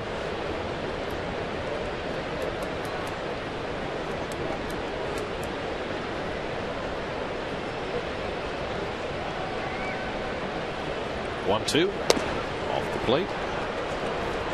Before this season, Beimel had not pitched in the big leagues the last 2 years. His last big league experience was with the Pirates in 2011. But able to make a comeback at age 37. And pitching well for Seattle. His whip is better than it's been in any season since 2007.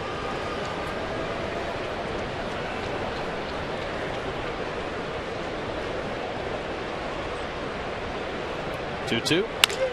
Right back to Beimel. Nice snag. Side retired. So he gets a couple of comebackers. Mets get just the 1 run. Colon back to the mound. 3-0 Mets.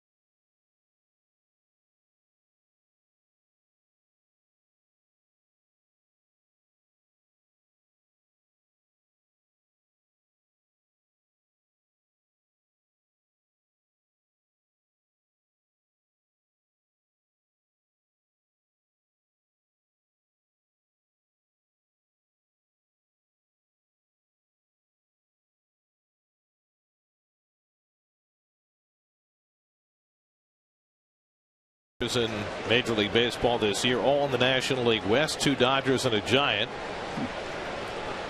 Clayton Kershaw's game may have been one of the best games ever pitched.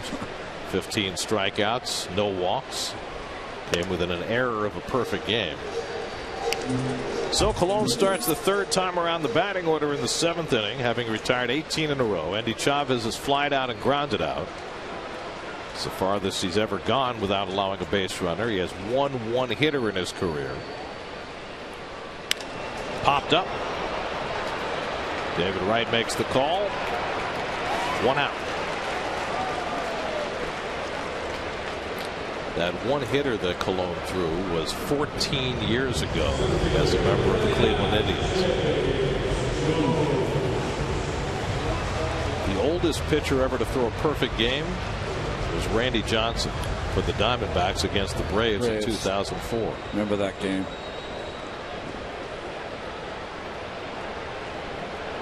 One out in the 7th. Now James Jones, the native Brooklynite, was grounded out twice, and he fouls off the first pitch fastball. Colon's throwing harder in the 7th than he was in the 1st.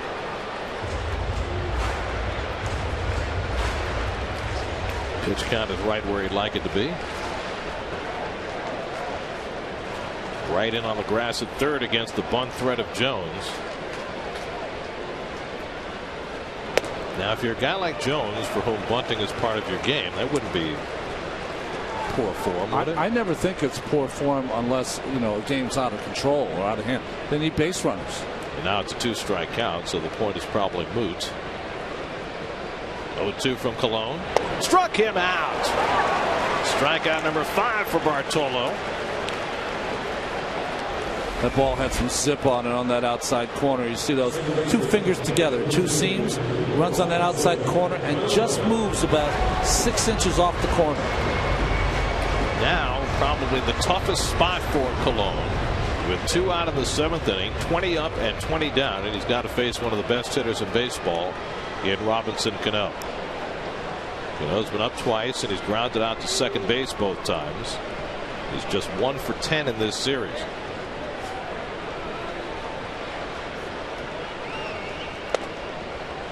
A little bit high, ball 1. First pitch strikes, only 10 of 20 in a game that he's dominated.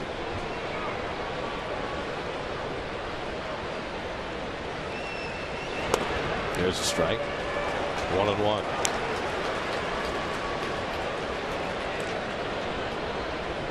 Kyle Seager would be next.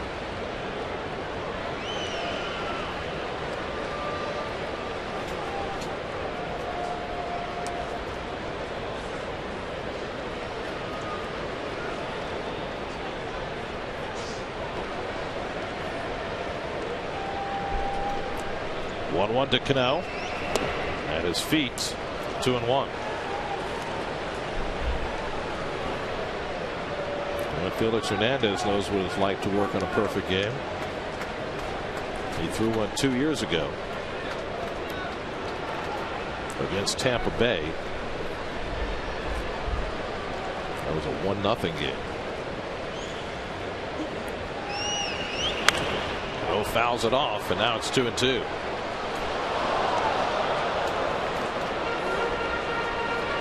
So that was the last perfect game in Major League Baseball, and it was in this ballpark. And we've mentioned right at the outset how much Colon loves pitching here. 12-1 with a 2.1 ERA in 14 starts at Safeco Field, and working on a gem this afternoon. 2 out and nobody on. 2-2 to Cano.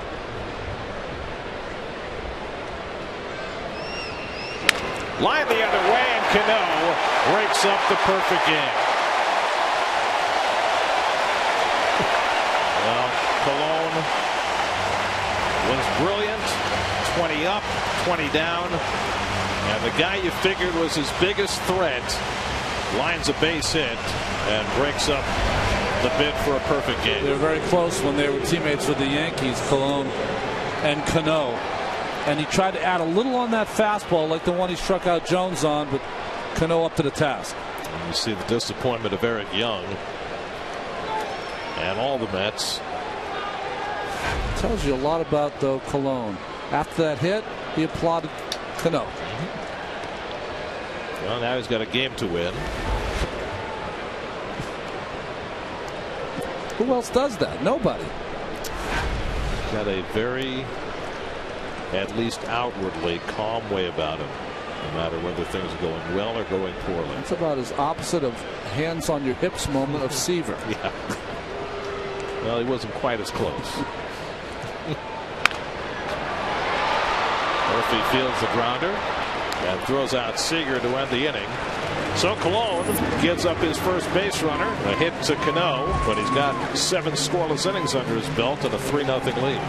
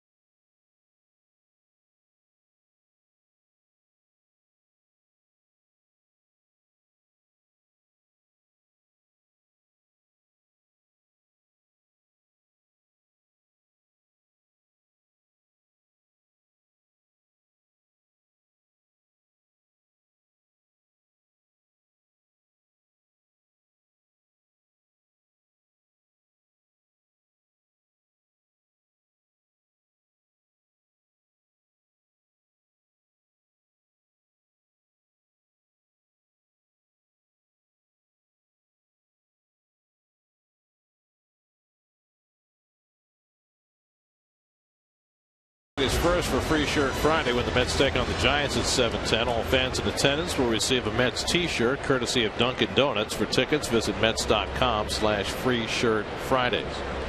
That's the view over at CenturyLink Stadium across the way where the Seahawks play. Now Bartolo Colon getting fist bumps from his teammates. Still has a shutout intact after 7. Chris Young leads off against Joe Beimel and slugs one deep, but foul. Well, in 2012, there were 3 perfect games thrown within 3.5 months.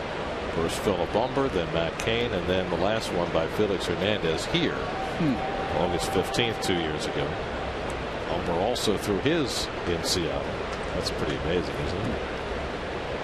And then Cologne comes within 7 outs. 1-1 to Chris Young.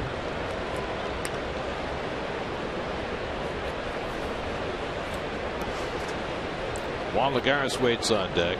We have word on Ruben Tejada, who was hit in the helmet by a pitch and came out of the game in the 5th inning. Ruben is resting in the clubhouse. I'm assuming undergone the preliminary concussion tests. And then the question becomes, with a long flight to Milwaukee, will they put him on the plane? Yeah, what do you do?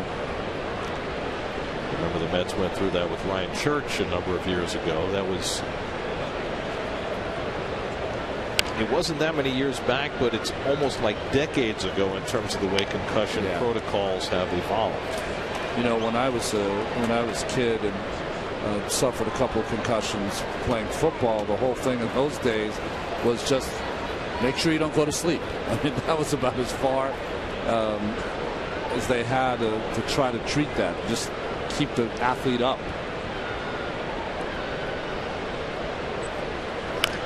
Young gets jammed, fights it off. Football played such an important part in my childhood. But I'd have to say, now both my boys are grown and had no interest in sports. But if I had a son that wanted to play football, I'd have to think twice, Gary. And that's hard for me to even say. Yeah. Danny Farquhar up in the bullpen for the Mariners. Because I know what a positive influence it was for me, and what a great experience. I know a lot of parents are wrestling with that same dilemma. And Young went around, strike 3. Marvin Hudson with the call down at first. 1 down in the 8th. Let's check in with the studio. Chris Carlin standing by for another game break, brought to you by the New York State Smokers Quit Line.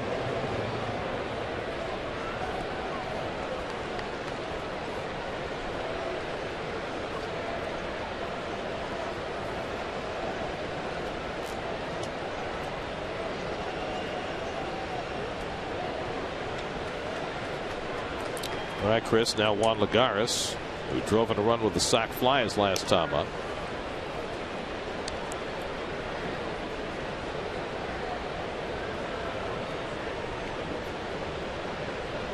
Bimel's come out of the bullpen and retired all 3 hitters he's faced. This is a Mariners bullpen that has the best ERA of any bullpen in the major leagues. However, they've given up, coming into today, 7 earned runs in the last 6 games, another one today.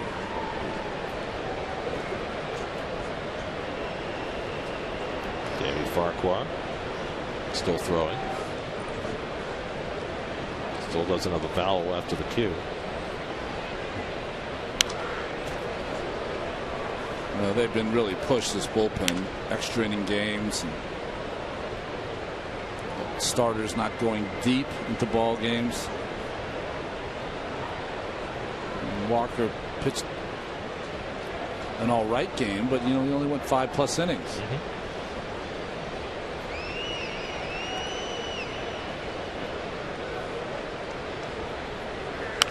Well, again, the Mets were very fortunate coming into this series. They missed Felix Hernandez, Hisashi Iwakuma, and Chris Young, who of all 3 had tremendous years atop the Seattle rotation. There's Iwakuma, who nobody talks about, but is one of the best pitchers in the American League. What a control artist he is.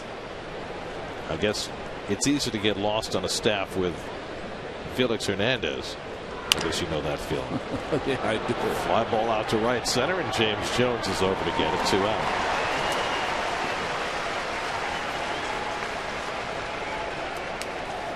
Verizon trivia question. The only 3 Mariners players to hit 40 or more home runs in a season.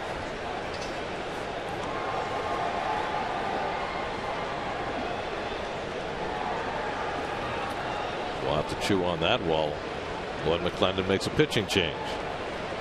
They'll bring in the right-hander with 2 out in the inning. Mets up 3-0 in the 8th. We'll be right back to Safeco Field.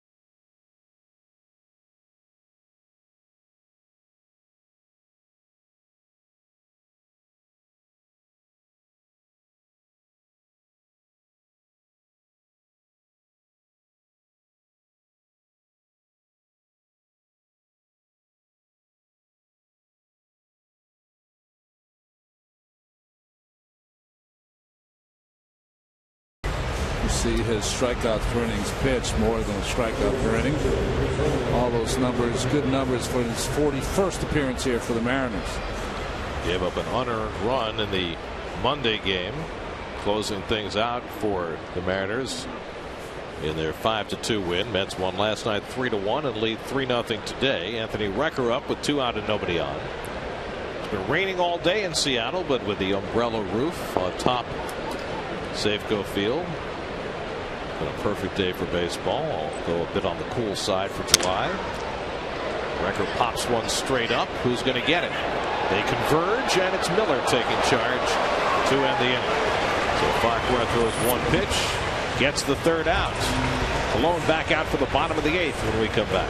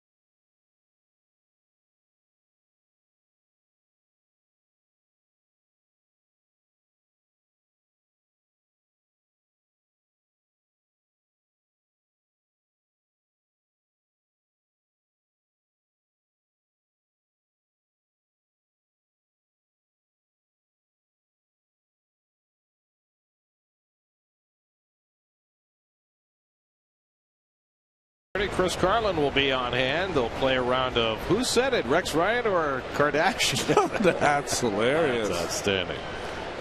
Carlin, as always, on top of everything. Geico Sports Night tonight at 10:30. Which Kardashian? Any of the Kardashians? Take your pick. Okay. Multiple choice. Corey Hart leads off the home 8th inning. Bartolo Colon retired the first 20 batters this afternoon. Did it with 2-out single to Robinson Cano in the 7th. And now trying to keep the shutout intact in the 8th as he takes on Hart, who went fairly deep to right his last time up. And just gets a weak piece of that. A ball and a strike. Hart, Morrison, and Ackley 5, 6, and 7 in the Seattle batting order. So Cano was the bad guy today. All-star second baseman, just as the Mets all-star second baseman Daniel Murphy was the bad guy Sunday. That's right. Against Adrisamer Despaigne. A little symmetry. Cano only 2 for 11 in this series, but that big hit in the last inning.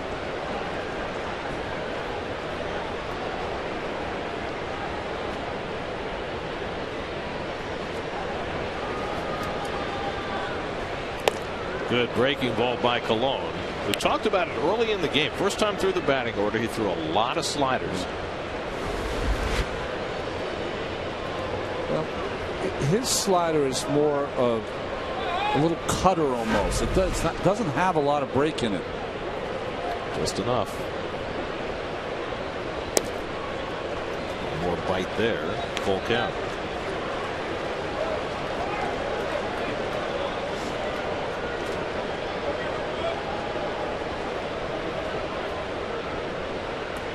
About to throw his 90th pitch. Coming in the 8th inning. 3-2. Foul ball at the plate. Well, this is a nice bounce back for Cologne. Last 4 starts, 0-3, 5.88 ERA. Logan Morrison on deck. And that's after he'd gone on a stretch of 6 or 7 starts where he was almost unhittable. He was visibly unhappy for maybe the first time this season when he came out of the game against San Diego. He had a 4-0 lead, let it get away, and I know he wasn't feeling well. But it seemed as though that's a foul ball. David makes the throw, but it's a foul ball. The first time maybe all season you saw some unhappiness, negative emotion from Cologne. He just never shows that at all, no matter how badly things are going. But he was perturbed after that 5th inning in San Diego. Well, you get real mad at yourself because as a veteran pitcher, when you're staked to a 4-run lead, you like to think that you know how to protect that and get your team a win. I mean, the Mets ended up winning that game, but I think that's where that comes from. The longest at bat of the day against Cologne. The 8th pitch coming to Corey Hart. And he walked him. First walk given up by Cologne. And it comes leading off in the 8th inning. Plus, the other thing that's tough, Gary, is that you as a pitcher, athlete, you hear all the noise of maybe being traded, that you're being shopped. Does anyone want to pick up your second year here? All that kind of stuff. Dana Evelyn gets up in the bullpen. And what kind of effect does that have on a veteran guy like Cologne, who's been everywhere and been through every trade scenario, free agent scenario, basically been done, come back? Does he even care at this point? It definitely cares. You always care. What happens, it just makes you kind of frustrated because you feel as though, even though your record's 8-8, I believe, come into this game, that you've pitched better than that, probably should have a little better record. You feel like you're not being appreciated as much. So that lends to some frustration. Well, he's 3 victories away from 200, and he's been stuck there for the last 4 starts. Trying to make some progress toward that mark today. Logan Morrison has flied out and struck out 0 for 2.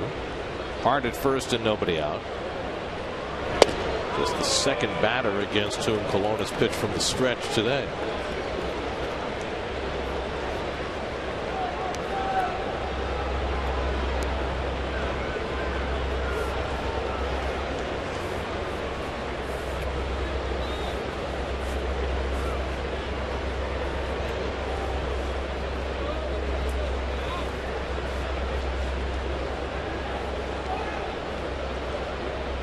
Two to Morrison. This is away. 1-2. It's almost like all the air is let out of the balloon when you have that perfect game going, no hitter going. Cano gets the base hit. You get out of that inning and you come out and it's like, hey, what happened? Where's all that energy? Still got the game on the line. Yeah, big time. Let's try to win a series here in Seattle after stumbling in San Diego. 1-2. Lifted foul.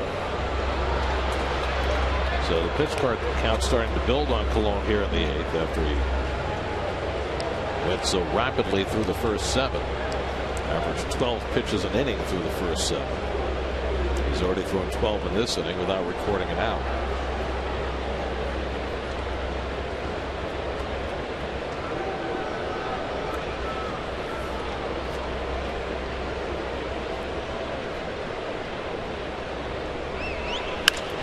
Morrison pops one up. Easy for Eric Young. 1 out.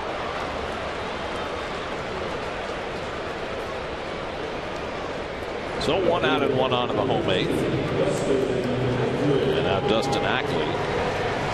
Before the base hit by Cano, Ackley had the hardest hit ball against Cologne. A bullet to center field. Lagares was playing a few steps toward left center, played perfectly, and was able to catch the line drive without too much effort.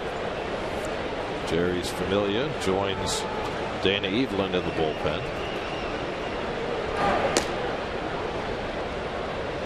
Ackley swung the bat well for 3 days. And if you look at the numbers, I guess he's been swinging the bat well for 3 weeks. Right.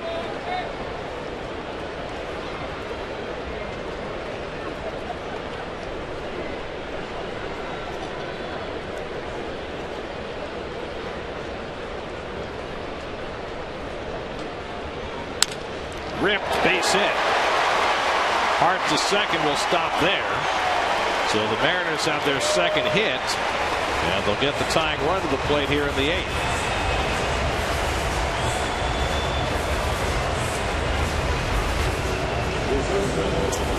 Took a little bit off that fastball away. Ackley was a little out front, and I think got that off the end of his bat. Might have broken his bat, but still hit it hard enough to get it in for a base hit. So now 2 aboard, 1 out. You got the 8 and 9 hitters coming up. Brad Miller 0 for 2 today. It's fouled out to third, grounded out to first.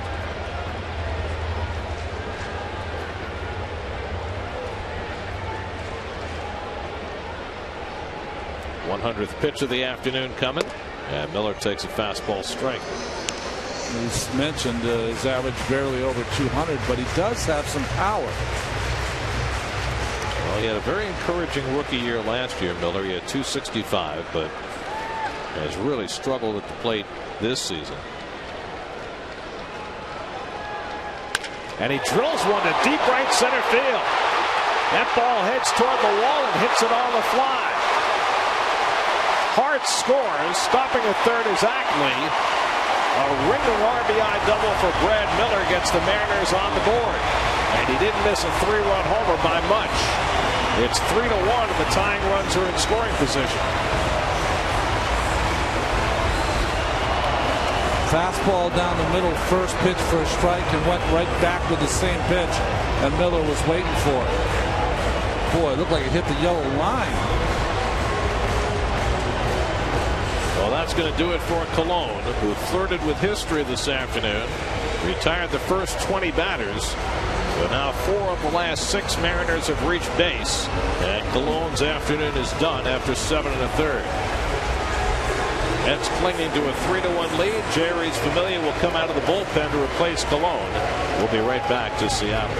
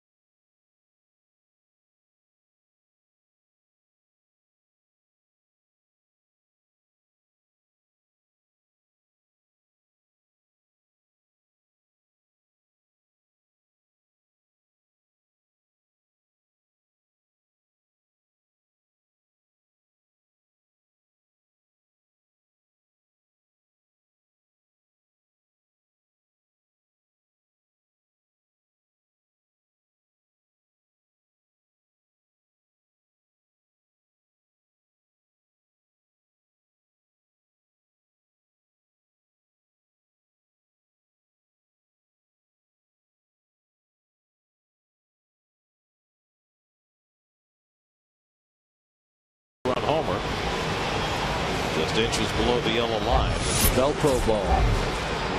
Great shot, huh? Jerry's Familia pitched the 1-2-3 8th inning last night. He comes into a mess in the 8th inning today. Boy, Colon, who pitched the game of his season this year until it all fell apart there. Tying runs in scoring position with 1 out. Willie Bloomquist will bat for Jesus Sucre. Bloomquist started the first 2 games of the series at shortstop and went 4 for 8. So the 36-year-old journeyman will get it at bat here against Familia in a spot where a base hit could tie the game. Ackley at third, Miller at second, and one out. The Mets play the infield back with a 2-run lead. And Bloomquist chases a slider in the dirt. Bloomquist has been very aggressive at the plate through the first 2 games in this series, and we see what he's done with runners in scoring position this season. Nice job by Familia countering with that good slider to the aggressive Bloomquist.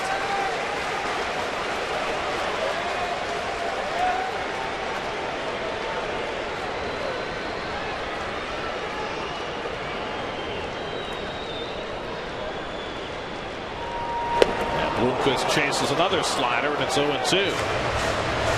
So Familia's not had to throw him a strike, and he's got 2 strikes. It's so tightly wound. When he throws that breaking ball, it's with the same action and life that he throws that fastball. It's hard to distinguish when you haven't faced him enough times. Andy Chavez on deck. 0-2 to Bloomquist. Little nubber. Campbell over. Close play. Safe. The 1 is in, and the Mets might challenge this. Marvin Hudson to call at first base. Eric Campbell's first chance at shortstop after coming in for the injured Ruben Tejada. A very close look and listen play at first base, and we'll see whether the Mets choose to challenge. By the naked eye, I thought he was out. We'll see it on replay. It seemed to me like there was some indecision with the first base umpire. It looked like he got him from that angle, and the Mets are going to challenge. Mariners lost a challenge back in the first inning on a call at second base, but it looks like this one could go the Mets' way as you look from a different angle, and he is clearly out.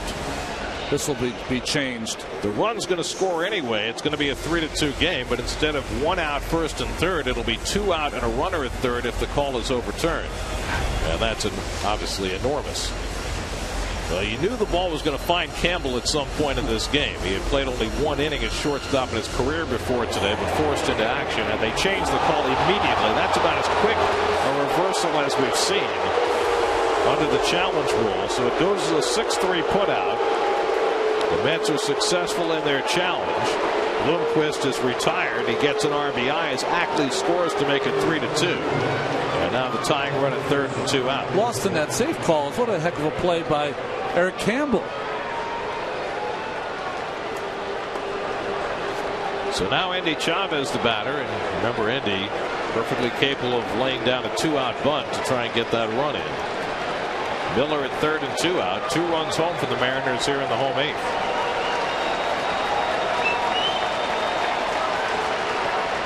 And Chavez takes a good-looking fastball for a strike.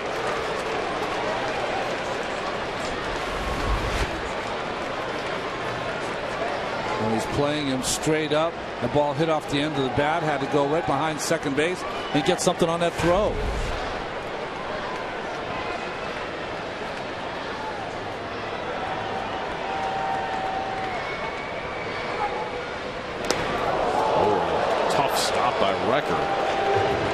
Potential wild pitch, 1-1. That's just beautiful luck there if you're Record. I mean, the ball is just spiked. It's a fastball. You just put your glove there and hope. And he came up with it.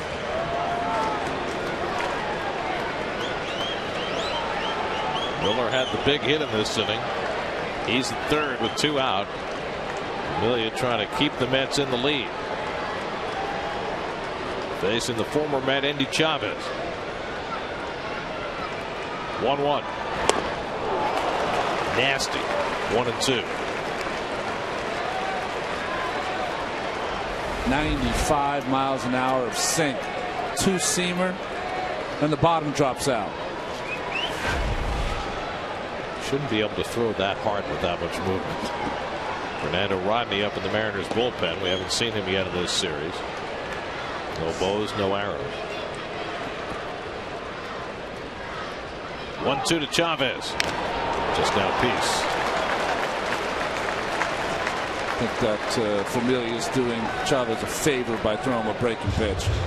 That bottom that drops out of that sinker is the way to go. Well, we saw it yesterday with DeGrom early in the game, able to dominate Endy with fastballs and then threw him a changeup and paid for it.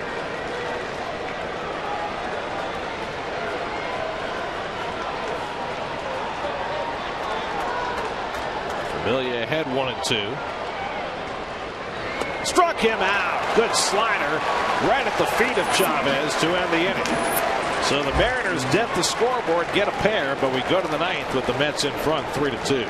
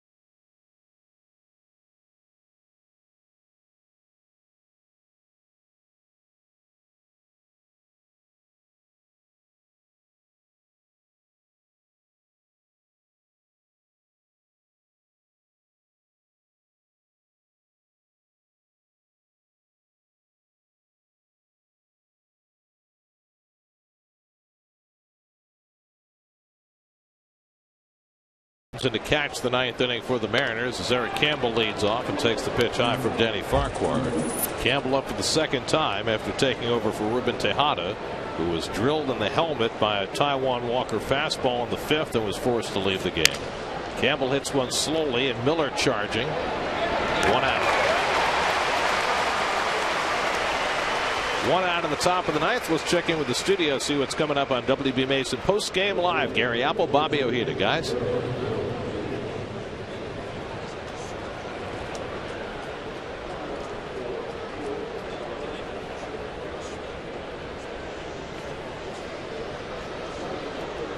It certainly has been an event-filled afternoon for the Mets, good and bad. And hoping to hang on to a rubber game victory here in Seattle. And Henry Mejia getting ready for the save opportunity. He picked up his 12th save last night. Eric Young Jr. has been on base 3 times today. 2 walks and a base hit. He's scored 2 runs. He's stolen a base. So he's been that spark plug at the top of the lineup with Curtis Granderson out for the second straight day. Curtis battling a bit of a stomach bug. Hopes to be back in the lineup tomorrow in Milwaukee. But Young has had a good day. And Ewhite chops one to the right side. Cano slides over. 2 out. Looking ahead to the bottom of the ninth. It's not going to be an easy row to hoe for Henry Mejia. He's got 2, 3, and 4 in the Mariners order coming up. James Jones, Robinson Cano, Kyle Seager, 3 left-hand batters.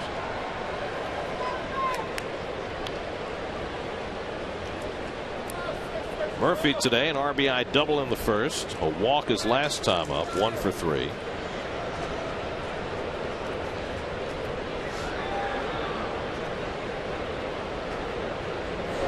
And Farquhar pumps one in for a strike.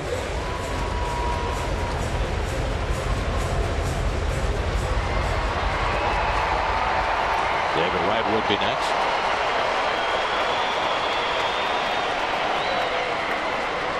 Farquhar, who the Mariners picked up from the Yankees 2 years ago when they traded away one of their iconic players, Ichiro Suzuki.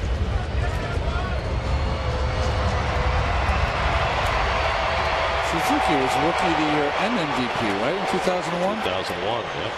When they won 116 games. That's the last time Seattle was in the postseason. Got beat by the Yankees in the League Championship Series that year. That was while he was in Seattle. 2,500 hits. We're not even counting his hits in Japan, which gets him well over 4,000. Good breaking ball by Farquhar to strike out Murphy. So Farquhar with a 1-2-3 inning, and now it's off to Mejia land for the bottom of the ninth. 3-2 New York.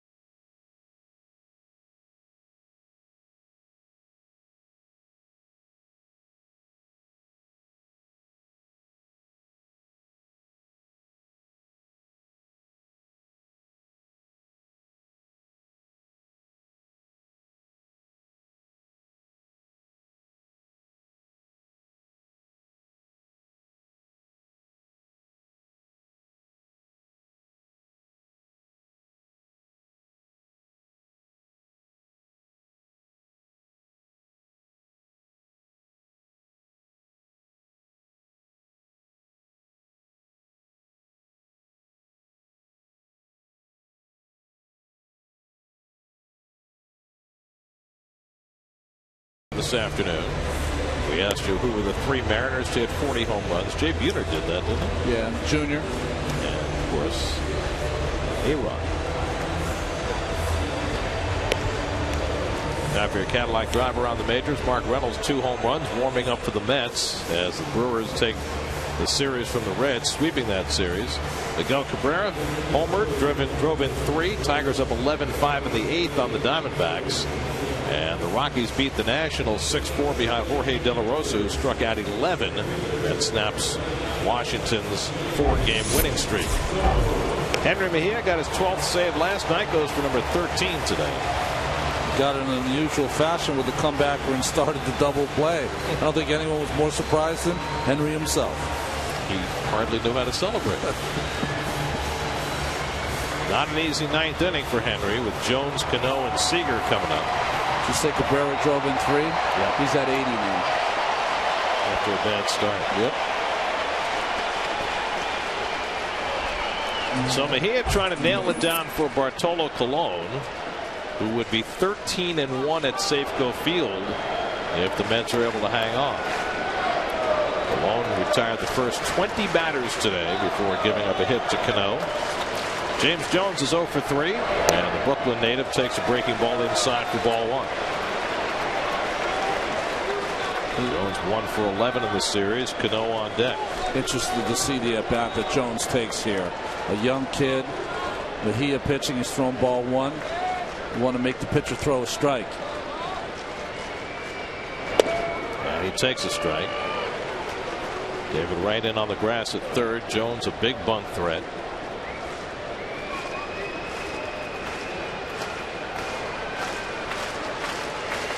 Each team with only 4 hits this afternoon. And Jones takes a strike. 1-2.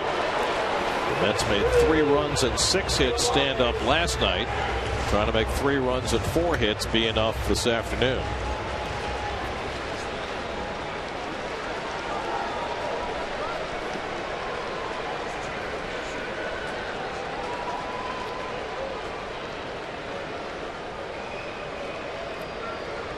One and 2 to James Jones. He struck him out. 1 down in the 9th. Just wicked by Henry. 2 cutters on the outside corner, and then that hard slider down and in. Yeah, Jones on from here to eternity. He did. Well, here's Robinson Cano, who broke Bartolo Colon's heart in the 7th. Fastball away. Their best hitter. One of the best in the American League with the base hit. Well, got through that 7th, but then gave up a walk and 2 hits in the 8th before coming out. J. Reed's Familia got a couple of outs in the 8th. And now Mejia's gotten the first out in the 9th. Cano 2 for 11 in this series. And Mejia pours in a strike. Cano didn't think so.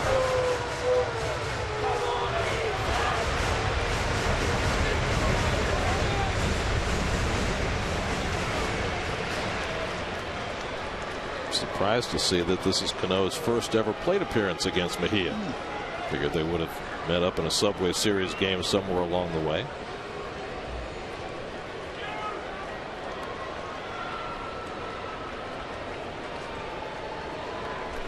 Dylan G goes tomorrow night in Milwaukee. Good breaking ball by Mejia. 0-2. I mean, that's dropping off the table. You can see the grip coming off that middle finger, and just great rotation on that breaking ball.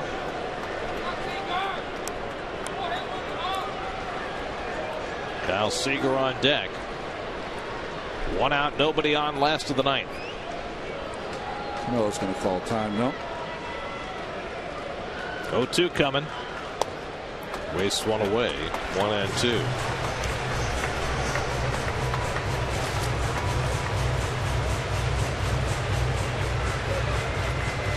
Cano started the day at .331, second in the American League in batting. Power numbers down, but he's doing everything else for this Mariners team that is so starved for offense. He has been their offensive linchpin. He and the guy on deck, Kyle Seager. The outfield playing very deep, no doubles. Colon had to get through Cano to try to pitch the perfect game, couldn't. But he has got to get through Cano to keep the lead for the Mets. 1-2. Chopper, tough play for Murphy. Short hop, can't get it. And Cano's got an infield hit. Even if Murphy comes up with that hop, he probably would not have been able to throw Cano out. He tried to do or die it and couldn't do it. It's one of those hits you very rarely see anymore. It's where the batter hits the ball on the plate, and the plate is a rubberized surface, and it just so high in the air, no play. Change up by Mejia. Good pitch. It was down. He just banged it right off the plate. So the old Baltimore chop serves Cano his second hit of the game, and the Mariners' 5th. Tying run at first and 1 out for Kyle Seager. Seager's gone 0 for 3 today. Struck out, flied out, grounded out. Well, he has been a red hot hitter. Came into the day with 66 RBIs, 9th in the American League. And the breaking ball at his feet for ball 1.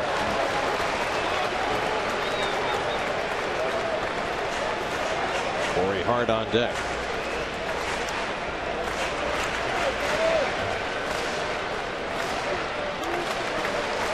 Boy, McClendon put every available left-handed bat in the lineup today. He has no left-handed bench.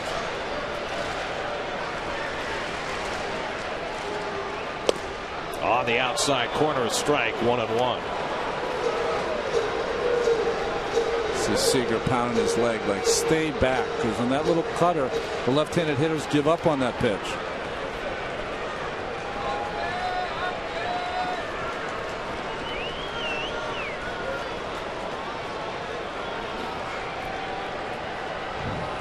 Cano at first and 1 out, so the hole open on the right side of the infield. Seager goes the other way. Eric Young is right there. 2 out.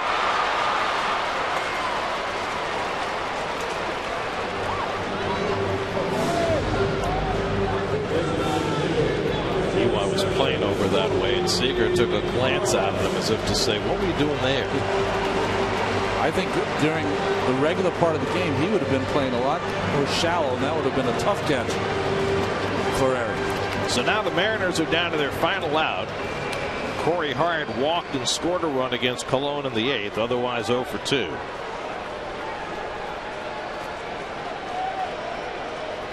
Hart has 1 career at bat against Mejia, 0 for 1.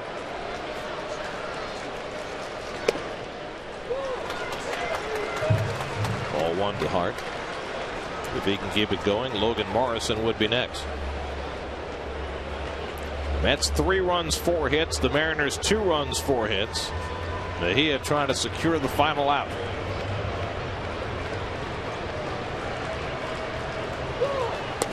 Good breaking ball. 1-1.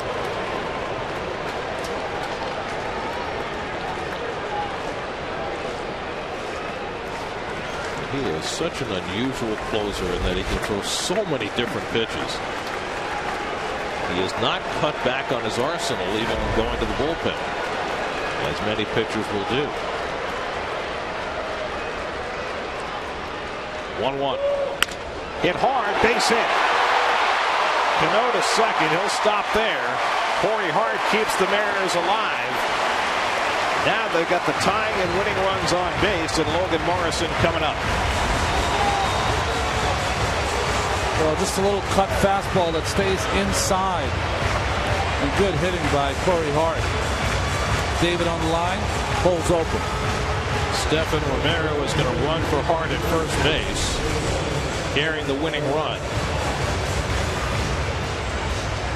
So it comes down to the nub for Henry Mejia, protecting a 1-run lead in the 9th. 2 out, 2 on, and Logan Morrison coming up. Morrison 0 for 3 today, 0 for 7 in this series. He's 0 for 4 in his career against Mejia. So the former Marlin weighs in, with Mejia trying to slam the door.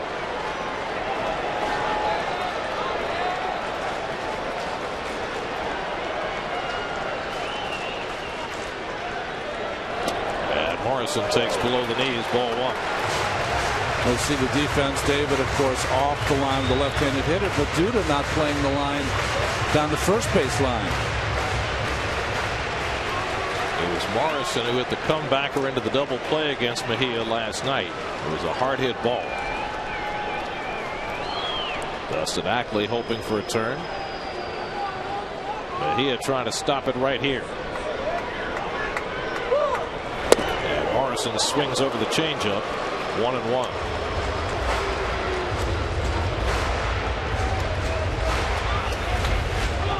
I mean, Henry might have better control out of the bullpen with all 4 of his pitches than he did as a starter. He has really thrived on the adrenaline rush, hasn't he? He's always been a max effort guy, even when he was starting. And now the short bursts are paying dividends. 1-1 to Morrison.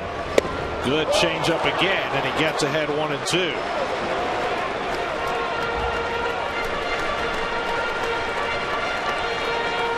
Back-to-back changeups, 1 down, and this one he turns over, and that ball started in the middle of the plate and ran off the plate. Good pitch by Mejia. So now the Mariners are down to their final strike.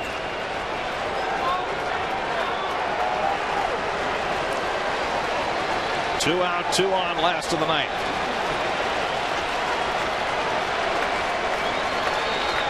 And record needs a conversation.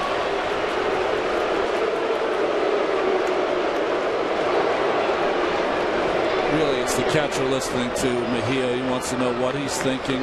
Wants him to be 100% behind what he's intending to throw. Can you triple up on that changeup? You can triple up, but you can't throw it for a strike. The tying run at second. Romero carrying the potential winning run at first. The reason being is that Morrison should be cutting down on his swing a bit.